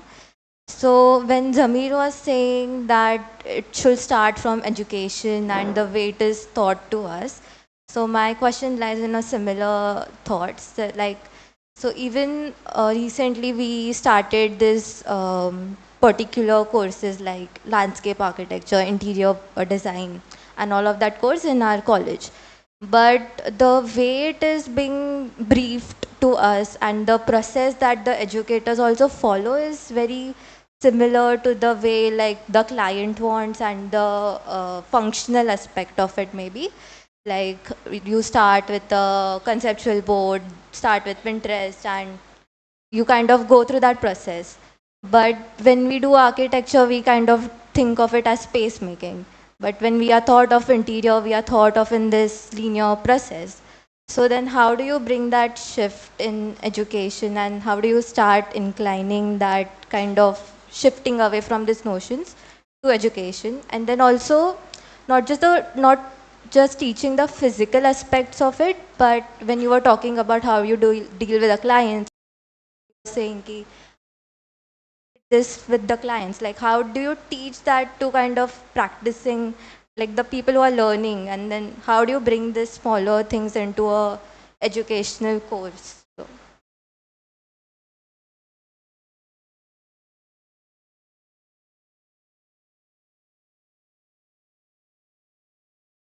Like earlier when we were studying architecture, we had to practice within our 5 years. Now I think the whole architecture practice, I mean the education has changed where in the 4th year you kind of practice and you go to an office and practice. So I think it has to be an educational shift more than the way we would look at it, because till you don't come into practice, you will not encounter these problems. Like he said that the designers are the ones who are reviewing. It's not your client who's reviewing in your education, in your day-to-day juries or whatever. The other designers are the ones who are critiquing you. So I think till you don't get into the practice, it's a very difficult thing. It has to either have a practical, you have a year of practical training. I think in RIBA they have, in fact. You have to do a whole 1 or 2 years of practice and then come back and finish your degree. So I think a shift in the education system.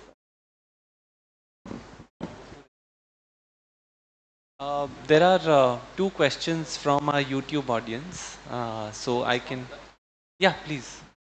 I mean, maybe some of this like landscape and interior design is not taught as separate modules. So if we draw the lines in academia, we'll draw the lines outside, at least to start. But I would say that you start kind of, slowly introducing the idea of inside out design. So you're thinking from inside outward.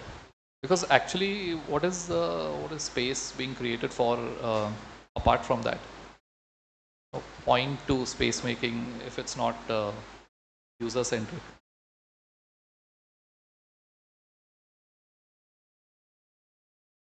Were you asking a clarification? No, it's. I will. Uh, I know it's 8:20 now, and I'll quickly kind of ask you to respond to two questions we have received online. Um, there's a question from Varun Shetty who is asking that what is the conversation between the architect, interior designer, and the client who has a very rigid idea of luxury, proposing something abstract? And since communicating is considered to be the most important thing, how is it to propose very edgy ideas to a client like that? And there's another kind of set of questions from Aditya Bhoite, uh, who is saying that it's lovely to listen to the talk. The diagrams were very insightful, Zamir, and I have a few questions. First thing, do tight diagram driven plans risk shutting down empathy and everyday improvisation by users? Second is, how can empathy be measured or built into contracts so it's not left to the chance of feel? And third, with interiors increasingly dictated by systems, air conditioning, lighting, security, who is the real author of comfort? The architect, the interior designer, or the consultant? And lastly, do you see architecture and interior design merging into one discipline or sharpening the differences further? So, if any of you would like to take any of these questions. The first YouTuber, you can just say you have to be a storyteller like Zamir to sell your designs. Certainly, that is central. Yeah, because to I think as an architect or a designer, you have to be a storyteller to convey what you want to the client.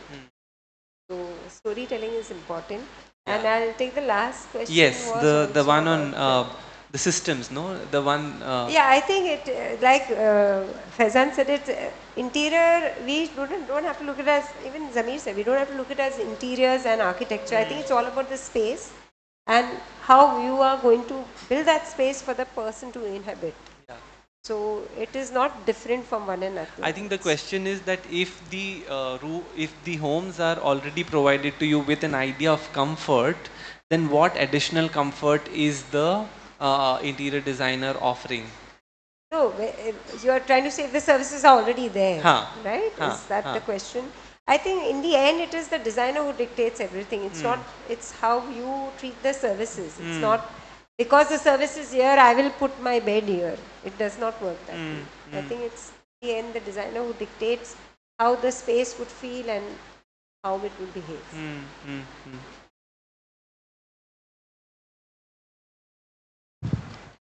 I think it's also about how you convince a rigid client. I think that was one of the things that we spoke about. First is do phenomenal work. Reach to a place where you can refuse clients who don't understand you. I think that's how practice needs to flourish. Because you're going to break your head towards things that are just not going to work out. You're going to pump out some really mediocre architecture or below average architecture design per se. And that's going to be a downfall because I've always believed your current project is going to inform your next client. People are going to see that and come, and that's how you sort of either degrade or you upgrade. So choose your clients really, really wisely. Today, the masters that you see, most of them have been fortunate to have clients who understood them and who helped them upgrade, right? And I think that's how they are where they are. And I think that's where it should be, right? You are never going to be able to knock complete sense into someone who's diametrically opposite to you. Yes, there can be a middle ground, but is that worth pursuing? It's a field which requires a lot of coherence between different agencies. So yes, you're talking about architects, you're talking about designers, you're talking about the consultants. I think the success of any project is when all these work as in unison as one entity, pretty much like what she showed as the team. I think it's symbolical about the power there, but the kind of effort it takes to manage something like that and keep it running is going to be phenomenal, which us as students of architecture are not prepared to understand. Does any of you know how to run even a 10-person tight practice and keep people inspired? Forget about running them and retaining them, and how do you get more people to work with you? It doesn't just happen by fluke. So these are, I think, things that we need to understand as designers. I mean, you design a building, you design an institution, you design a chair, come what may. It cannot happen single-handedly unless you're Glenn Murcutt, you know, and then you win a chances. I think, Zamir, the question for you is yes. That was a hot one. How do you kind of ensure there is empathy in the system in spite of the diagram? I mean, so the way we look at the diagram, it's actually people-centric. We started thinking about drawing, you're born a certain way, and then you spend some time, and then people kind of identify you through that way. And then you want to do something else, and it holds you back. And an ideal space, now we're just saying an ideal space should be space as in, like, you know, space of the city or a space of this thing should allow you to dissociate, to allow you to kind of, you know, recombine. So there is, it starts from a bit of an identity thing, and then the diagrams are very literally translated into space, as in space that we are now creating. So I think in that transition there might be a loss of empathy, definitely. I totally agree.